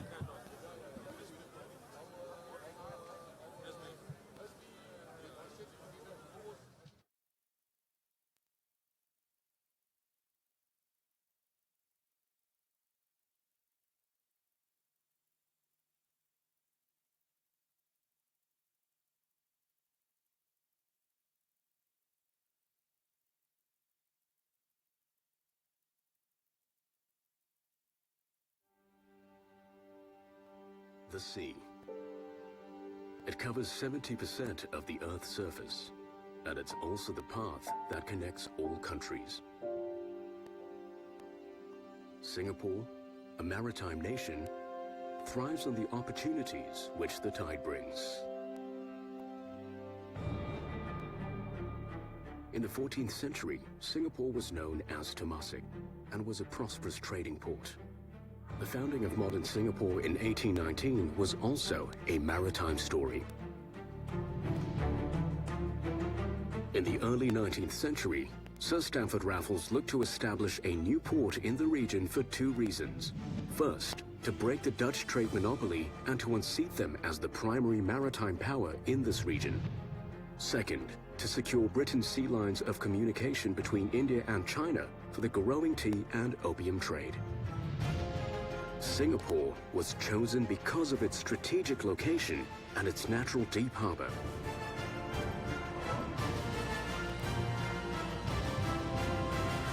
It soon became a bustling port and a crown jewel of the British Empire. By the 1830s, Singapore's trade surpassed that of Batavia. The opening of the Suez Canal further increased maritime trade through Singapore. Singapore became the most important port in the region. To safeguard their colonial interest, the British saw the need for a capable naval force. They built the largest naval base outside of Britain in Singapore and established the Straits Settlements Royal Naval Volunteer Reserve, the forerunner of the Singapore Naval Volunteer Force. However, during the Second World War, Malaya and Singapore's exterior lines were totally cut off. With no means of resupply, Singapore fell to the Japanese. The Japanese occupation taught us that we had to be able to determine our own destiny. As part of our road to nationhood, Singapore merged with Malaysia, but separated soon after. Without a hinterland, Singapore's survival hung in the balance. The events of World War II and Konfrontasi underscore the need for us to take charge of our own defense. On 5th May 1967, the Singapore Navy raised its ensign for the very first time. Having no hinterland of our own, our founding generation saw the world as our hinterland, just as Raffles did when the British founded Singapore. To develop our economy, Singapore looked to industrialization. To bring in supplies and raw materials, Singapore developed container terminals to establish links with the rest of the world. Soon, Singapore saw the arrival of her first container ship. As our nation's maritime trade and economy grew, so did the Navy.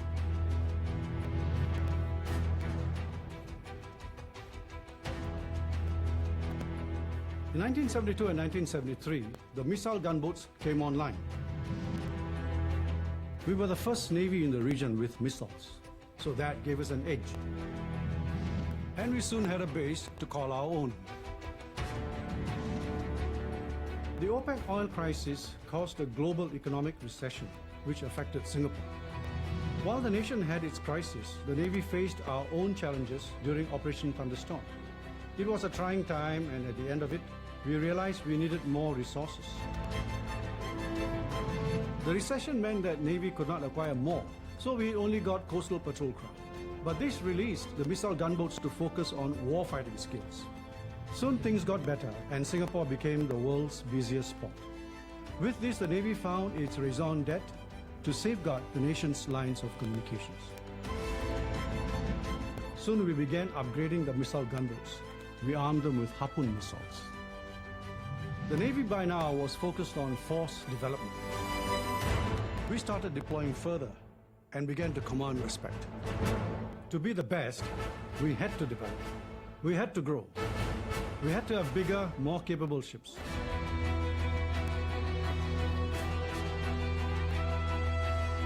We have to be the player in keeping the sea lines of communications safe.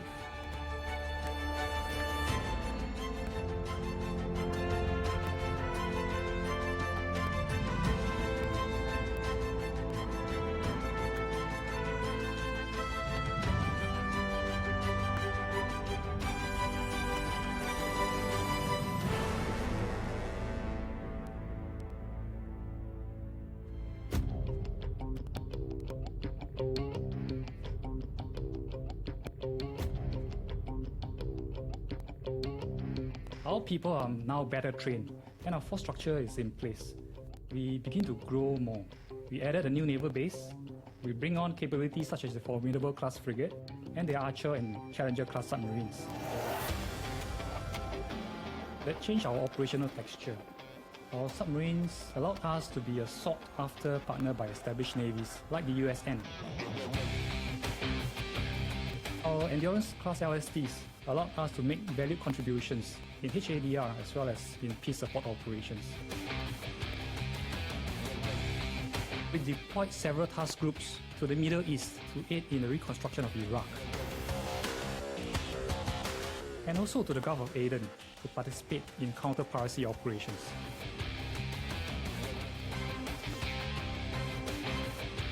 We also deployed our frigates to France, where we successfully fired the Esther missile for the first time in 2008, and across the Pacific to operationalize the naval helicopters in San Diego. In 2012, I sailed Formidable to RIMPAC off Hawaii. We successfully conducted a simultaneous time-on-target Harpoon missile firing. We also commanded a task group of multinational warships .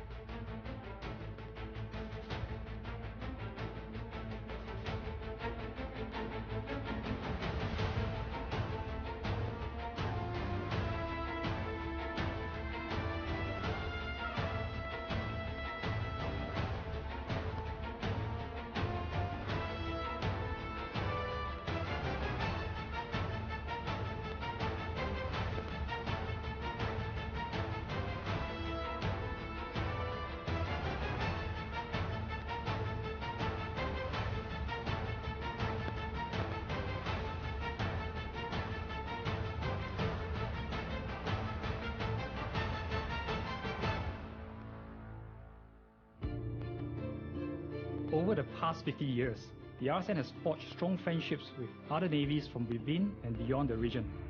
This year, as we celebrate RSN 50, our friends from near and far will be coming to join us in our first ever International Maritime Review.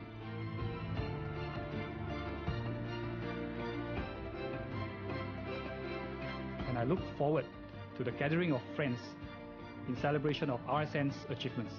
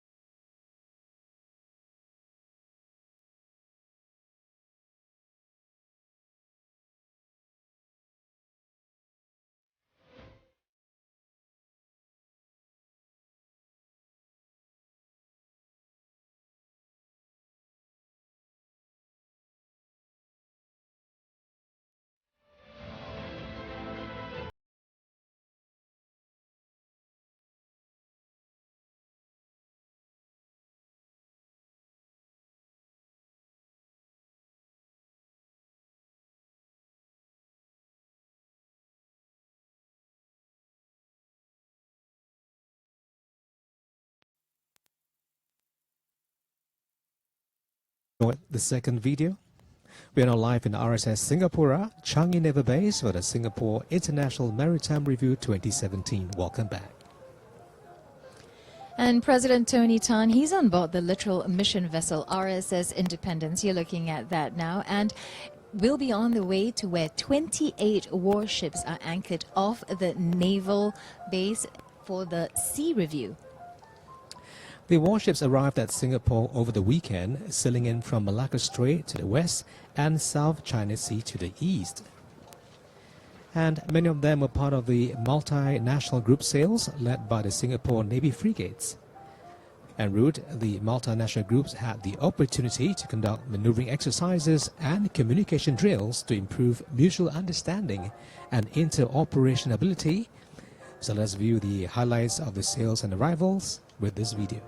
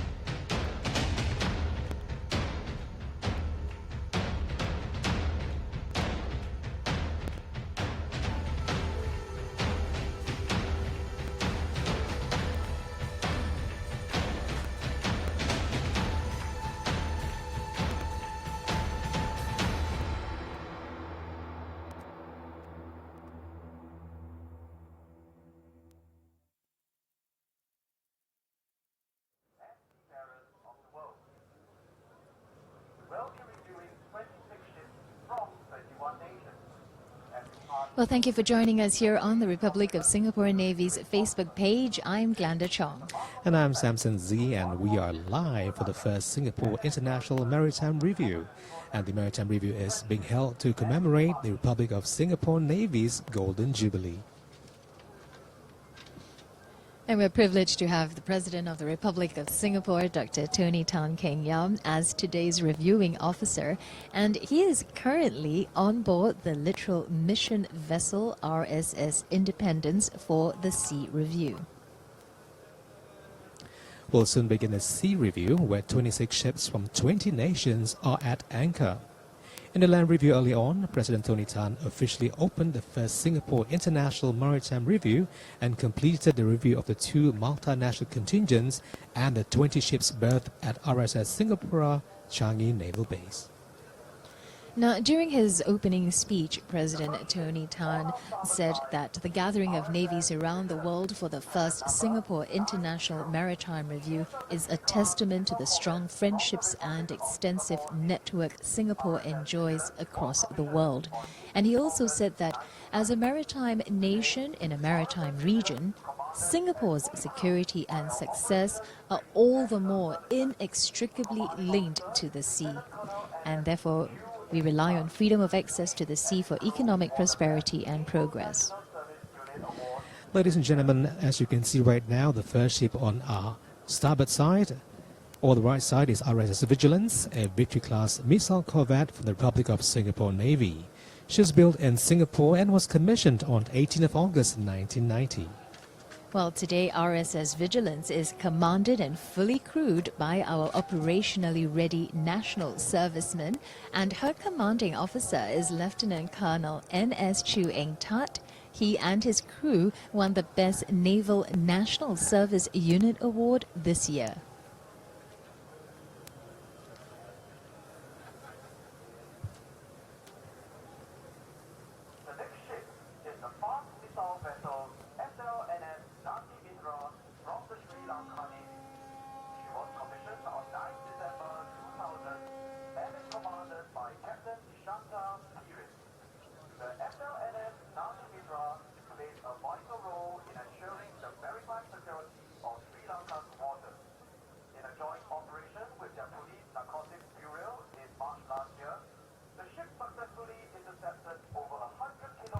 Next on our starboard side is fast missile vessel SLNS Nadimitra from the Sri Lankan Navy.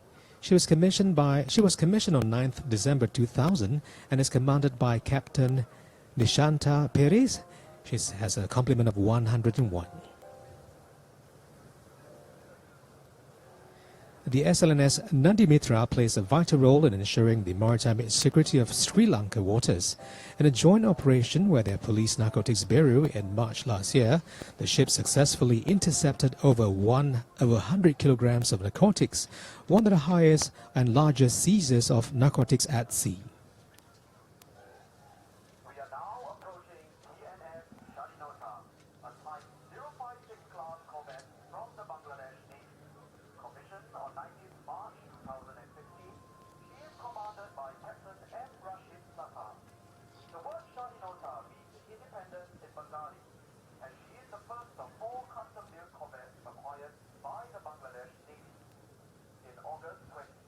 And now you see the BNS Shadinota, a Type 056 class corvette of the Bangladesh Navy. She was commissioned on 19th March 2016 and is commanded by Captain M. Rashid Sata, and she has a crew size of 130 sailors. Now, the word Shadinota means independence in Bengali, and BNS Shadinota is the first of 4 custom-built corvettes acquired by the Bangladesh Navy. The BNS Shadinota plays an important role in a country's coastal defense and maritime security.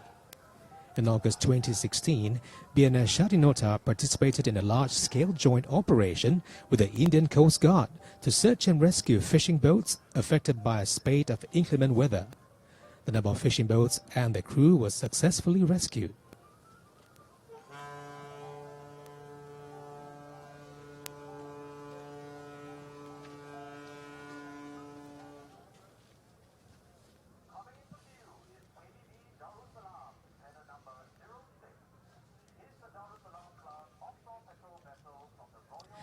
This is the KDB Darussalam. She is a Darussalam-class offshore patrol vessel from the Royal Brunei Navy. She was commissioned on 11th of May 2011 and is commanded by Commander Haji Noor Arwin bin Haji Muhammad Ali. She has a crew of 67. KDB Darussalam and her sister ship, KDB Darulama, were the first Royal Brunei Navy ship to cross the Pacific Ocean and international dateline when they participated in the Rim of the Pacific exercise in Hawaii in 2014.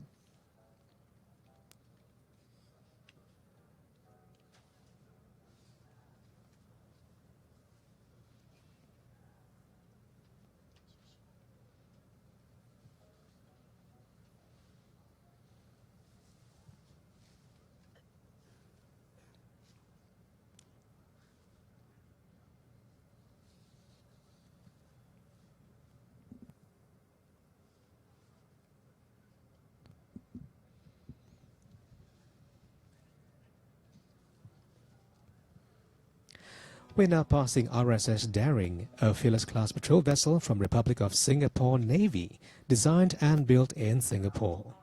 She went into operations on 3rd May 1997 and is commanded by Major Jonathan Liu. She has a crew of 30. RSS Daring is one of the 10 patrol vessels that conducts 24/7 maritime surveillance patrols in the Singapore Strait. She's always ready to respond to any maritime incidents and threats in Singapore waters.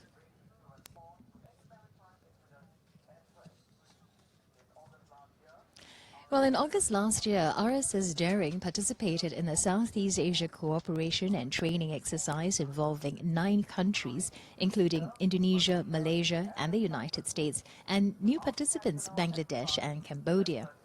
Now, the multinational exercise strengthened interoperability between the navies in the areas of counter-piracy and search and rescue operations.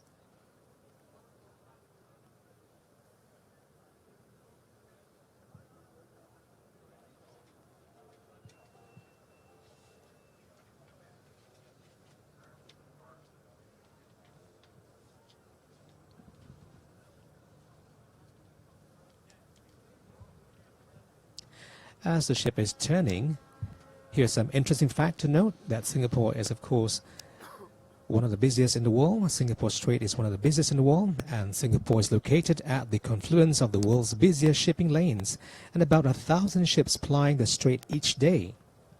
Maritime trade is the key to Singapore's survival and success, and maritime trade contributes 28 billion or 7% to Singapore's GDP.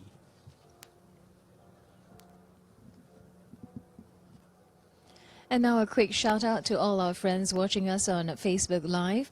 Ramesh Lakshmanan says, congrats Singapore Navy. And thank you as well. Chloe Wong, now she says, hey, I'm overseas now on business travel. Woke up and saw this amazing view. Sending love from Madrid to our Singapore Navy. Proud of you. Thank you. And that's from Chloe Wong. Kwek Zu Piao says, well done to all the Navy ships in Changi Naval Base, RSS Singapura. And Janice Riza Thing says, loving the ships, sea and our guys.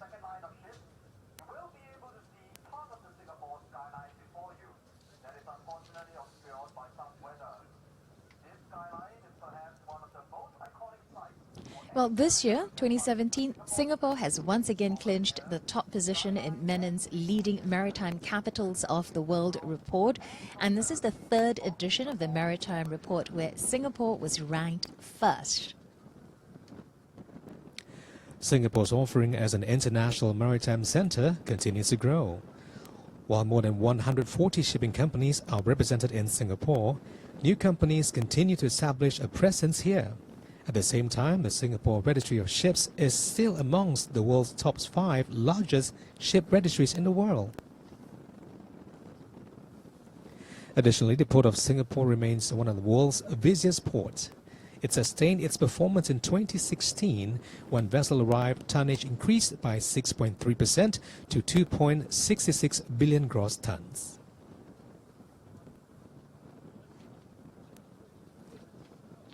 More shout-outs now from our Facebook friends. Afika Junit says, it's really beautiful. Navy is cool. William Tan says, magnificent. A far cry from Brani Naval Base, where I once reported to when I was in the Navy back in 1982.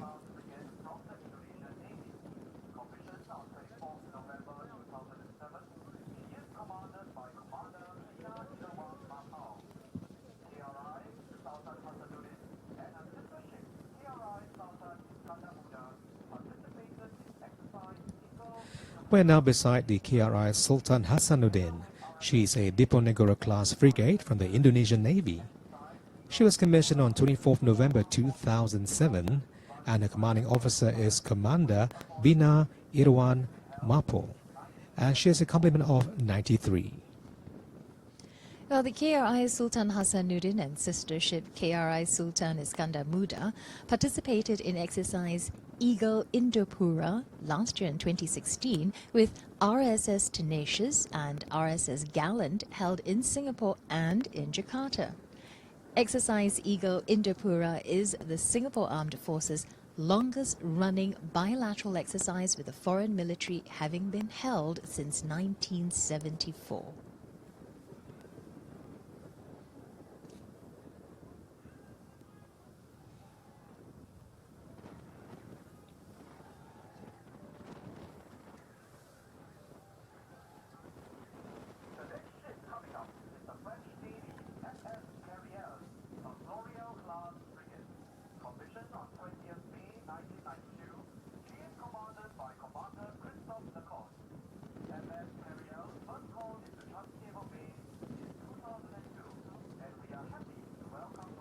Well, this next ship is the French Navy's FS Periel, a Floriel class frigate. She was commissioned on 20th May 1992 and is commanded by Commander Christophe Lacoze, and she has a complement of 92. FS Periel first called into Changi Naval Base in 2002, and we are happy to welcome her again 15 years later.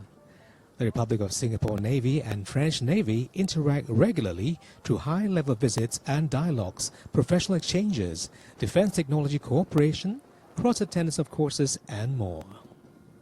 Both navies recently took part in a passage exercise in April 2016, which saw ships participate in surface gun firing and maneuvering exercises.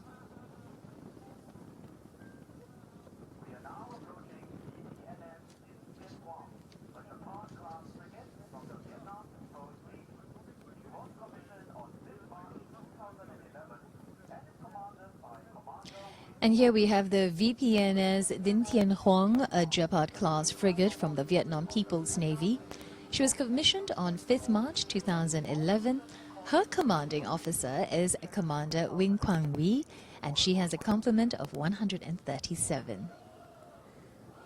The VPNS Dinh Tien Huong is a 3-time awardee of Vietnam Ministry of National Defense Award, and she most recently called at Changi Naval Base in January 2016 for a goodwill visit. And as the President passes the ships, you've noticed that their crew are lining their decks and doing a cheer, and that's called a cheership. Now, cheership is a naval tradition. It's a salute from one warship to another, and it's done as a mark of respect when the reviewing officer passes by.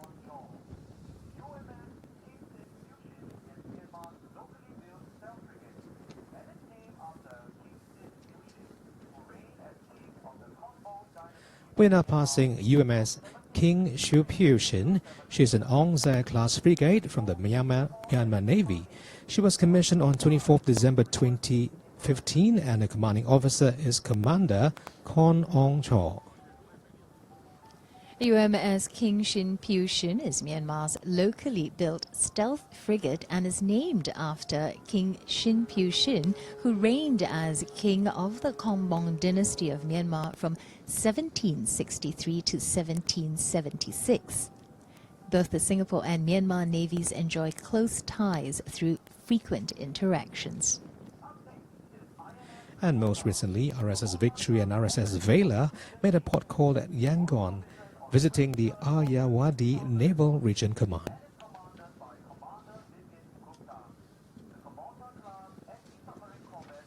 And here we have the INS Kamota, a Kamota-class corvette from the Indian Navy. She was commissioned on 23rd August 2014 and is commanded by Commander Vipin Gupta, and she has a crew size of 210 sailors.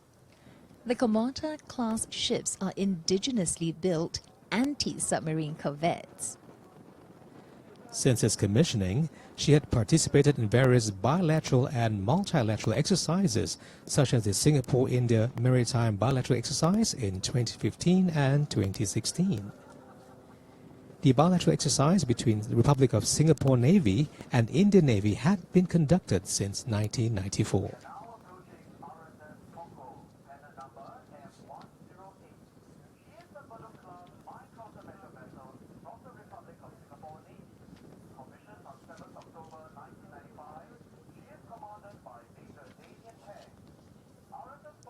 And coming up here, we have RSS Ponggol, a Bedok-class mine countermeasure vessel from the Republic of Singapore Navy.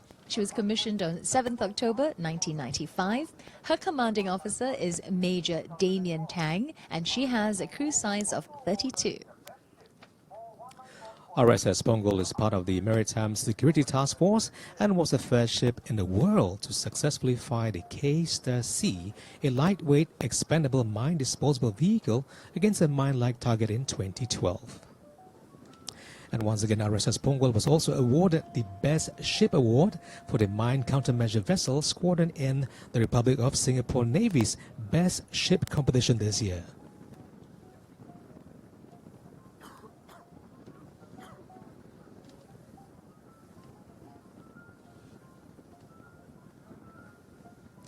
Well, the Singapore Strait is one of the busiest waterways in the world, with close to 1,000 ships transiting these waters daily. Now, for centuries, maritime trade has been a key component of Singapore's economy and is vital to its survival and prosperity.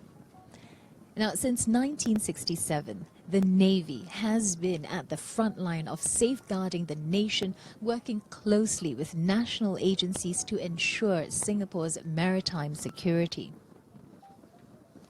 And through collaboration and cooperation with industry and international partners, the Navy plays an important role in keeping the seas safe and secure for all.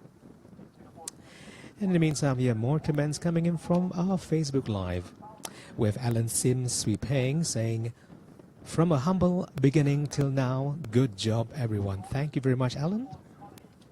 And Dylan Wong says, "Oh, happy days, Singapore Navy."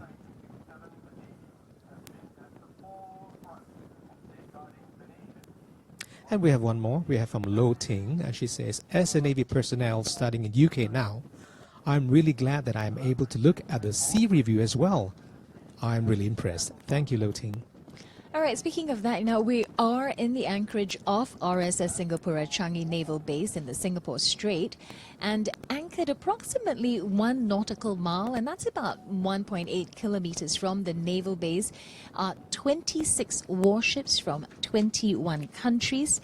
And the closest point of the anchorage to the Singapore coastline is only about 500 meters.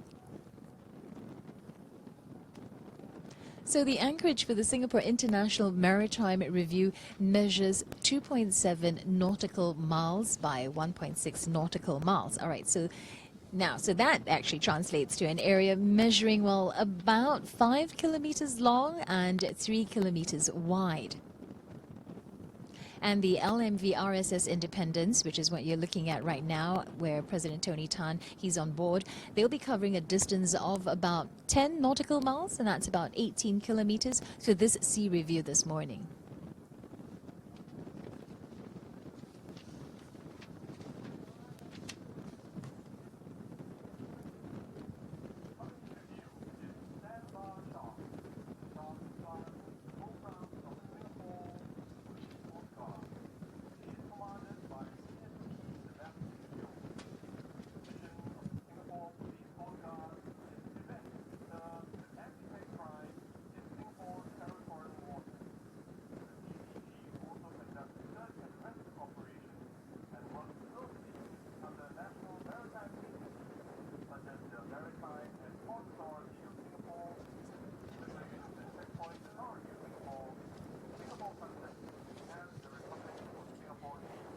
And now we're passing PH-56 Sandbar Shark class from the Police Coast Guard. The commanding officer is Deputy Superintendent Sebastian Yeo. The mission of the Singapore Police Coast Guard is to prevent, deter and detect crime in Singapore territorial waters. The Police Coast Guard also conducts search and rescue operations and works closely with other national maritime agencies such as the Maritime and Port Authority of Singapore, the Immigrations and Checkpoints Authority of Singapore, Singapore Customs and the Republic of Singapore Navy.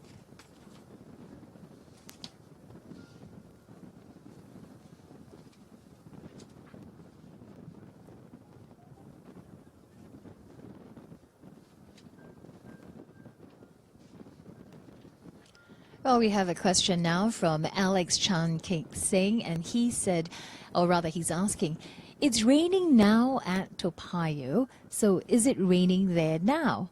Well, we're at the RSS Singapore at Changi Naval Base right now, and thankfully it's not raining.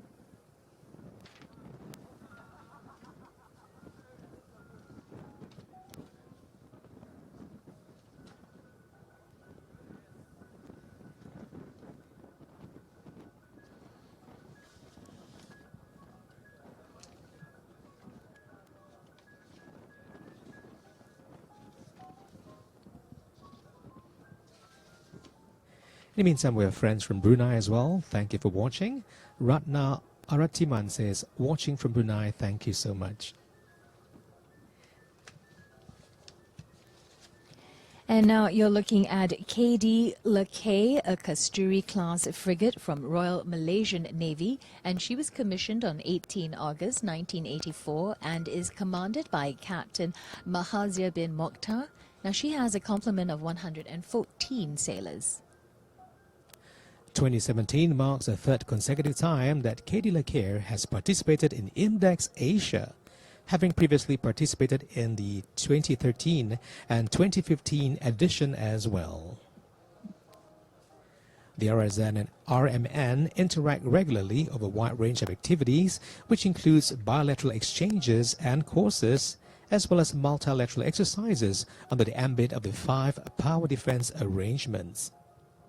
The two navies have also been working closely to enhance maritime security under the Malacca Strait patrols.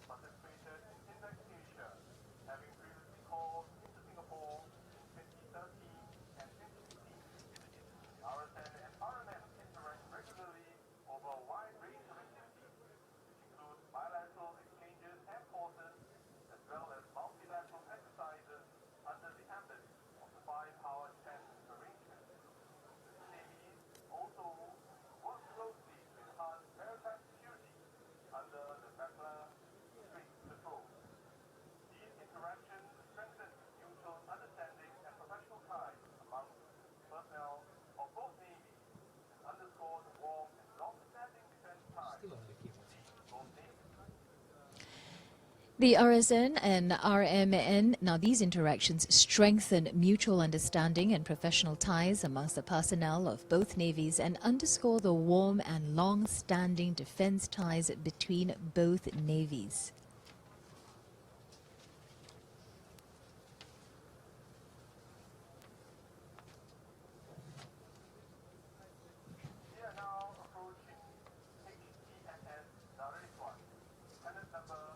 And here we have HTMS Nariswan, a Nariswan-class frigate from Royal Thai Navy, and she was commissioned on 15th December 1994. Her commanding officer is Captain Chaksawat Saiwong. Now she has a crew size of 155. The HTMS Nariswan participated in the bilateral exercise Sing Siam 2015 with frigate HTMS Saiburi and RSS Interpret, RSS Vigor and Archer-class submarine RSS Archer. This bilateral exercise between Republic of Singapore Navy and Royal Thai Navy has been conducted since 1981.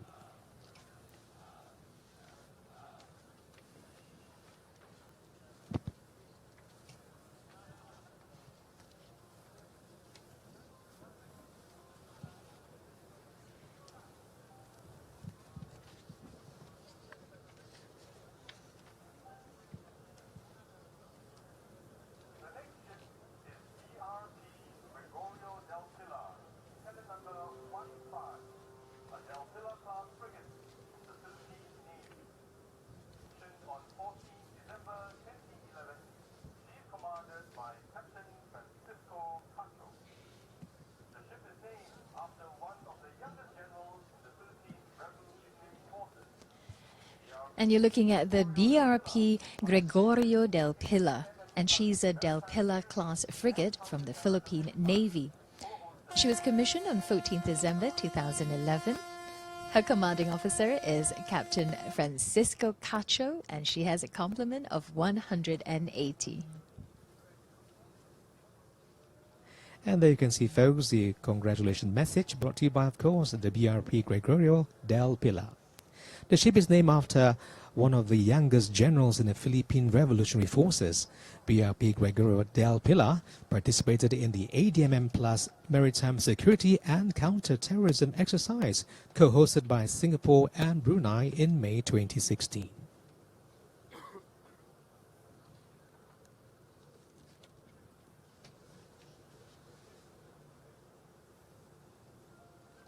And we have the starboard view now of Minister for Defense, Dr. Ng Eng Hen, and we also have Chief of Defense Force Lieutenant General Perry Lim, and they're on the starboard side, and that is the right side of the ship.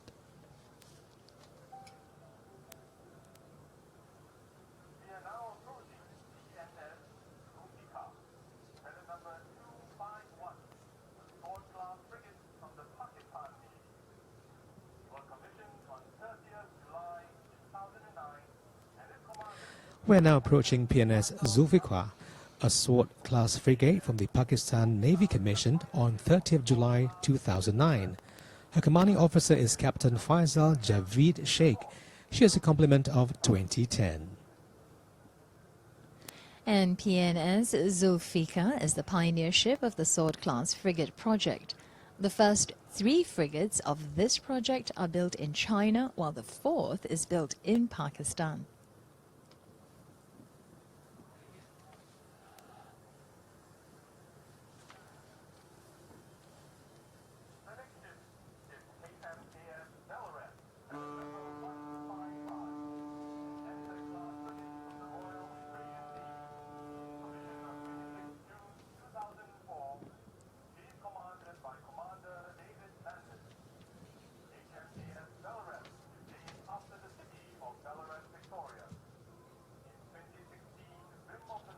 And here we have the HMAS Ballarat, an NZ-class frigate from Royal Australian Navy. She was commissioned on 26 June 2004, and her commanding officer is Commander David Landon, and she has a crew size of 183 sailors. HMAS Ballarat was named after the city of Ballarat, Victoria. In the 2016 Rim of the Pacific exercise, HMAS Ballarat conducted a successful simultaneous firing of 3 evolved Sea Sparrow missiles. The Republic of Singapore Navy and the Royal Australian Navy enjoy close ties, with both navies participating in the bilateral exercise Singaroo since 1995.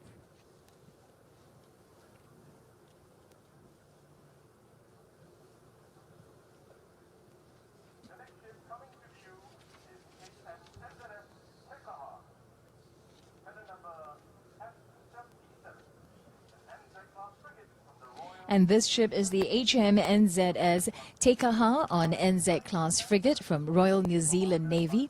She was commissioned on 22nd July 1997. Her commanding officer is Commander Steve Lennox. Now, her motto of He Ponoga Kaha, which is Maori for service with strength, embodies the strength of the ship, the Royal New Zealand Navy, and the service to the country that would be given by sailors serving in her. Te Kaha has seen active service in East Timor, Arabian Gulf, Solomon Islands, Gulf of Oman, and most recently, Somali Basin. She currently holds the efficiency pennant, meaning she is the most operationally ready, efficient ship in her navy. And the current Chief of Navy, New Zealand Rear Admiral John Martin, was the commanding officer of Te Kaha from 2001 to 2003. And the Singapore and Royal Navy New Zealand have worked together under the 5-power defense arrangement since 1971, with bilateral exercises established in 1999.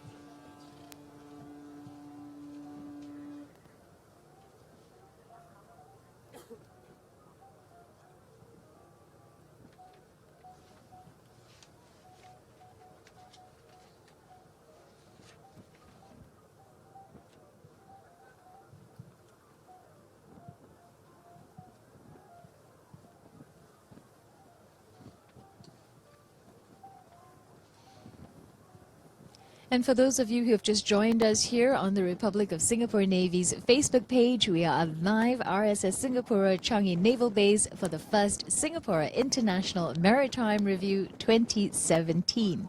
And there are 44 navies represented here with 46 warships participating in this maritime review. Now, 20 of them were berthed at the base, while 26 anchored just off the base, and this is where we are right now.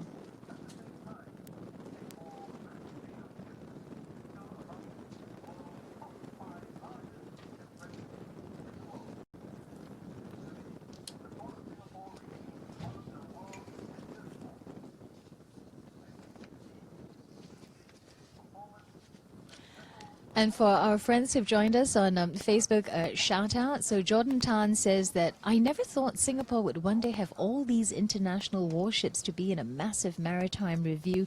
It is such a beautiful sight for naval geeks and nerds like me. Indeed, it is. It's very pretty. Okay, so Gary Klonstosik, now you asked, will there be a fly past? Yes, there will be a fly past coming up soon, so you want to stay with us for that. Right now, we are passing by RSS Supreme, a formidable class frigate from the Republic of Singapore Navy, and she was built in Singapore. She was commissioned on 16 January 2009 and is commanded by Lieutenant Colonel Daniel Ng Kok Yeng, and she has a complement of 72. RSS Supreme is Singapore's Navy's top gunship of the year, the Navy's equivalent of a marksman trophy. The Top Gun is awarded to the Republic of Singapore Navy ship with the best gunnery skills in anti-air target and surface gun firings for the work year.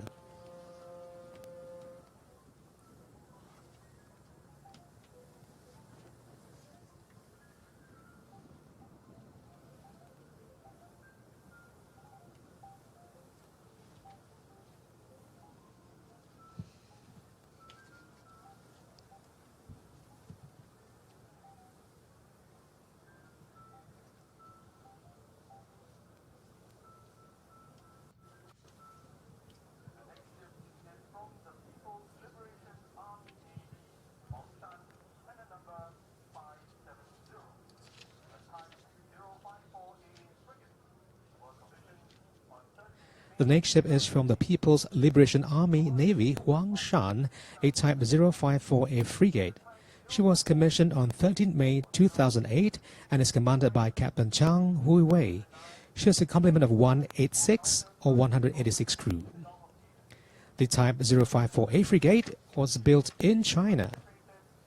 In 2009, she was deployed for counter-piracy operations in the Gulf of Aden, and the sister frigate Yulin participated in the inaugural exercise Maritime Cooperation in 2015, a bilateral exercise between Republic of Singapore Navy and People's Liberation Army Navy.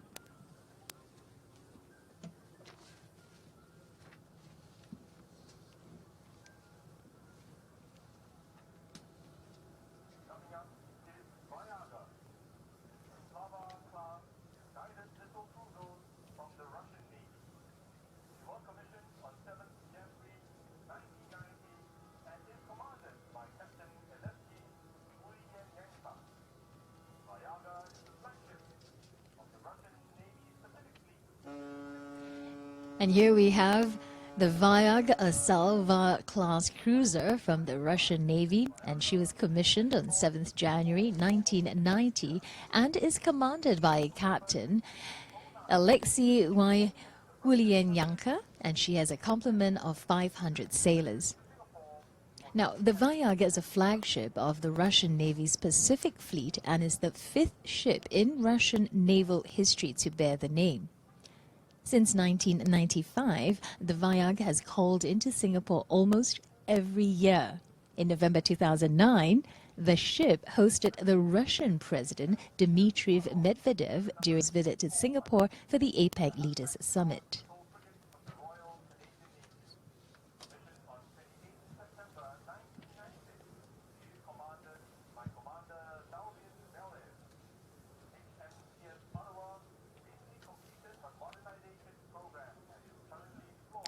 Next is HMCS Ottawa, a Halifax-class patrol frigate from the Royal Canadian Navy. She was commissioned on 20th September 1996. The commanding officer is Commander Sylvain Belair. She has a complement of 230. HMCS Ottawa recently completed her modernization program and is currently deployed on Poseidon Cutlass 17, a six-month deployment program to the Indo-Asia Pacific region to promote regional peace and security. The deployment is also one of the many events conducted as part of Canada 150, a celebration of Canada's 150th anniversary.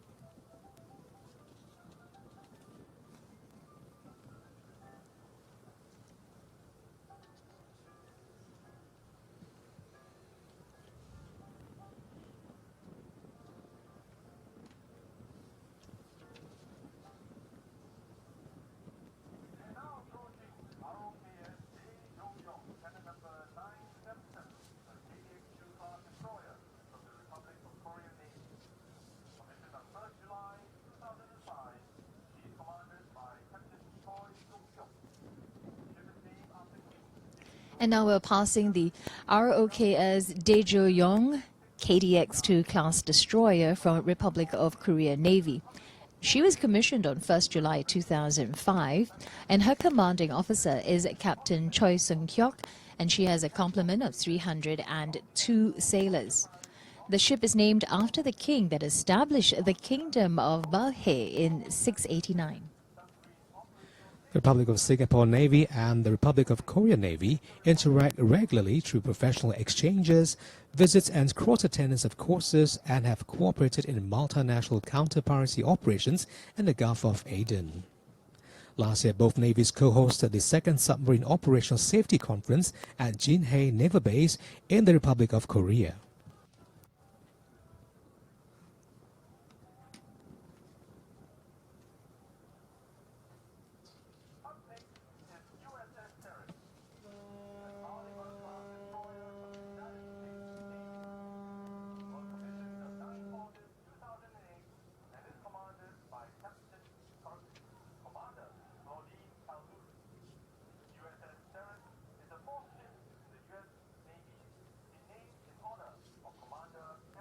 And here we have the USS Sterret.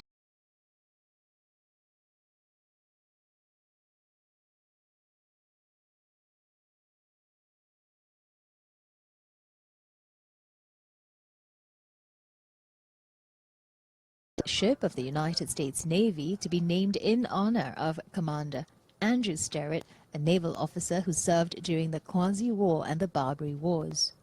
She called in Singapore in October 2013 and was deployed for counter-piracy operations in the Gulf of Aden in December 2013.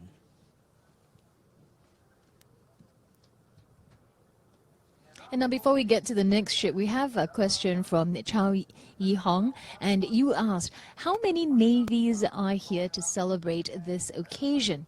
Well, we have 44 navies. They're represented here in RSS Singapore Changi Naval Base. There are 46 warships participating in this maritime review. 20 of them berthed at the base, and we did a land review earlier. Well, 26 are anchored just off the base, and this is what we're doing right now. We're having a sea review. We are passing JS Sazanami, a Takanami-class destroyer from Japan Maritime Self-Defense Force.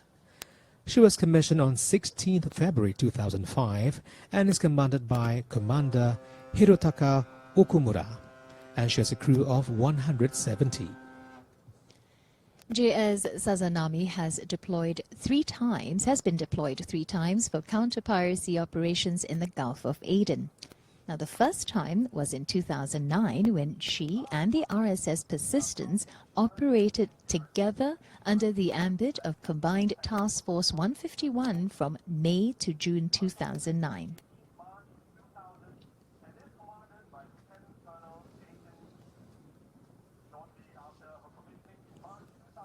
Last but not least, we are passing RSS Endurance, an Endurance-class landing ship tank from the Republic of Singapore Navy. Designed and built in Singapore, she was commissioned on 18th March 2000 and the commanding officer is Lieutenant Colonel Jason Yee, with a crew of 81. And shortly after her commissioning in March 2000, RSS Endurance set sail and embarked on the Singapore Navy's first round-the-world voyage. She visited 9 ports, passed through the Panama and Suez Canals, and participated in the 6th United States Navy International Naval Review in New York City. And once again participating in a chairship on the flag of RSS Endurance, where the ship's crew are senior commanders and guests from the participating navies, SCF and MINDEF principals, Navy pioneers, commanders and crew.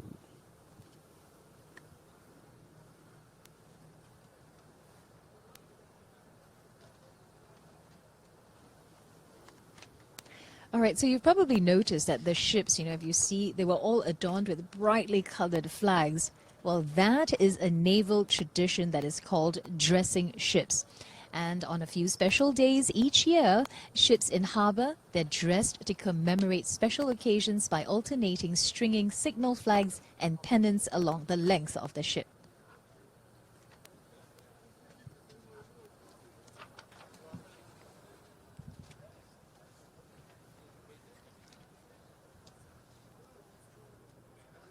Well, for those of you watching, you're in for a treat.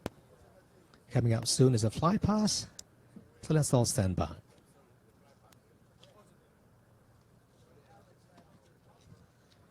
and gentlemen, please turn your attention to the skies as we commence the fly past by aircraft from the Republic of Singapore Air Force.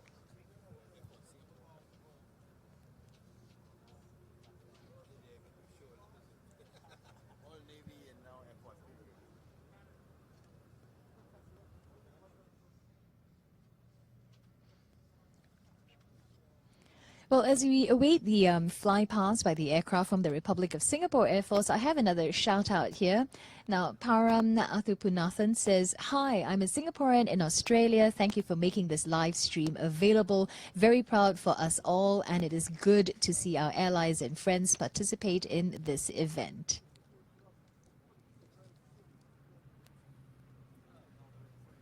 Dolores Udasan says, "Proud of you, RSN. Wonderful to see other participating Navy ships from other countries. Such a patriotic moment. Well done. Majula Singapura. I'm a proud Singaporean, and God bless our RSN."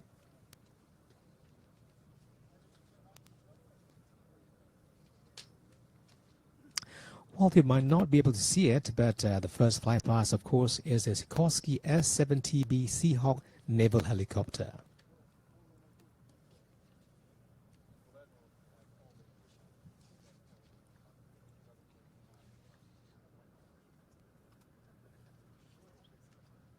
What you're looking at right now is the first LMV, the RSS Independence, and she was commissioned by Prime Minister Lee Hsien Loong 2 weeks ago on 5th May 2017.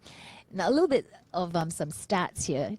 She's 80 meters long and 12 meters tall. The LMV is 2.5 times larger than the Fearless class patrol vessels that the Singapore Navy is replacing, and it can operate with a leaner crew of just 23 sailors.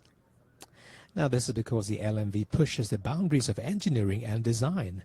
One such innovation is a stacked mast, which you can see on top of the ship, and 90% of the system components that require regular maintenance are housed in an enclosed environment and easily accessible even out at sea.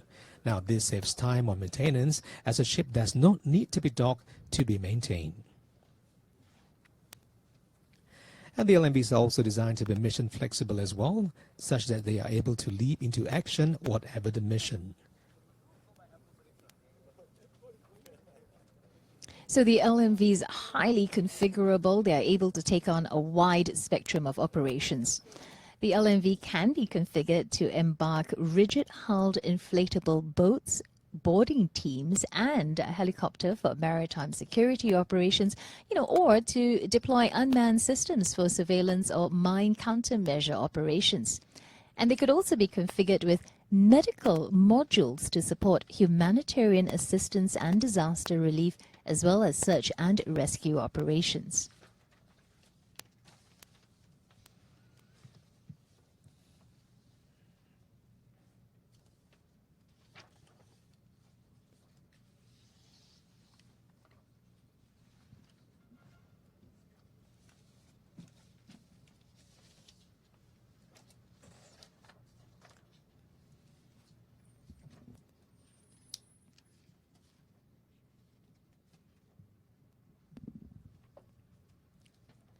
In the meantime, Eddie Goh Yong Tai says salute the NS-men of RSS Vengeance with the motto fighting for the right.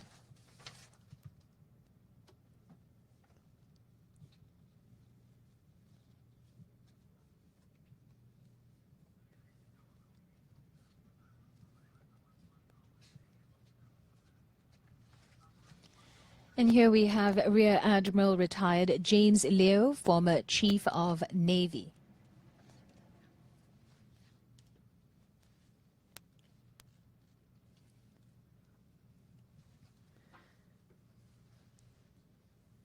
In the meantime, as you can see, folks, rows of battleships, our foreign navies all decked nicely.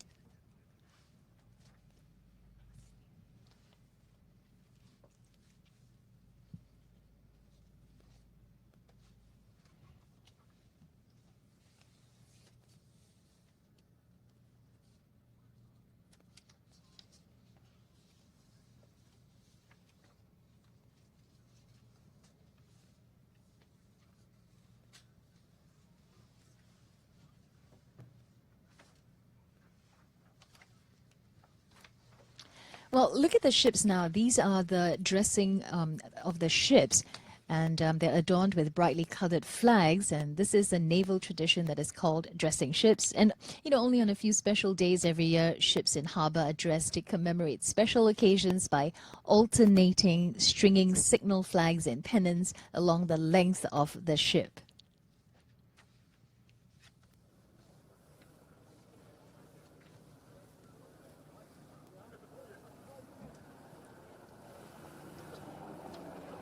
The first aircraft we see here is the flypast of the Sikorsky S-70B Seahawk naval helicopter. The integration of the naval helicopters with the formidable class frigates enhances the mission effectiveness of the Navy to conduct anti-surface and anti-submarine warfare. Patrol aircraft, followed closely by two RSAF F-15SG multi-role fighters. The Fokker 50 provides a wide area maritime And the Fokker 50 maritime patrol aircraft is followed closely by two RSAF F-15SG multi-role fighters. The Fokker 50 provides a wide-range maritime air surveillance and contributes to the Republic of Singapore Navy's role to protect the sea lines of communication and seaward defense of Singapore.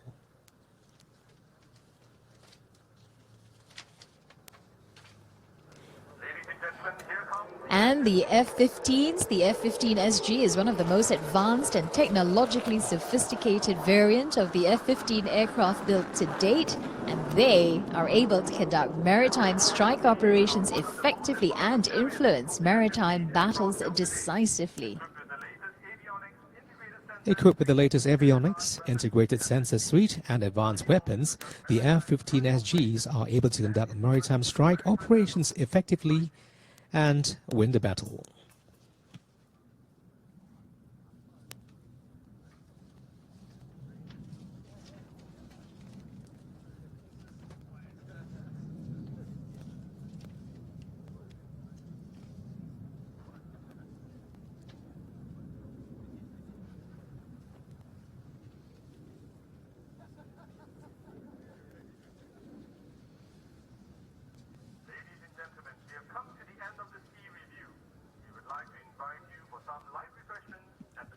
And with that, we've come to the end of the Sea Review and the Singapore International Maritime Review. Although the Singapore International Maritime Review has ended, the ships will not be leaving so soon, because over the next few days, the ship's crew will be involved in IMDEX, which stands for International Maritime Defense Exhibition and Conference. And our IMDEX is in its 11th edition, and it brings together high-profile naval and maritime industry players to network and forge partnerships.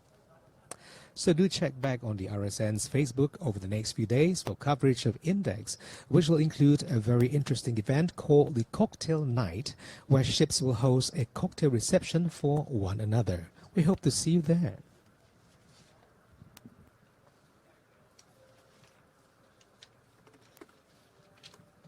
So now, shout outs to our friends who've been joining us and who stayed tuned for this. Kitty Yo says, salute RSS Pongal. James Brown says, great to see all our friends gathered here to celebrate our 50th anniversary. I also have Ye Yi-Sing says, glad to see all our friends from across the globe here today. Tan Ming Rong says, not forgetting RSS Dauntless for sea security. Hashtag always undaunted. I like that. Okay, Mohammed Norman Jamal says, what a cool sight. Great ships. Indeed, it is a cool sight. And more from Lily Sim. She says, so proud of our Republic of Singapore Navy. And my nephew is reporting for a week of reservists this morning. Well, I hope you'll enjoy this wonderful, wonderful event as well, okay? Very busy day right here, folks, at the RSS Singapore Changi Naval Base. Now, we'd like to thank everyone who has joined us today here on the RSN's Facebook page to witness the first Singapore International Maritime Review. I'm Glenda Chong. And my name is Samson Z, and I hope you guys have a wonderful, wonderful day ahead.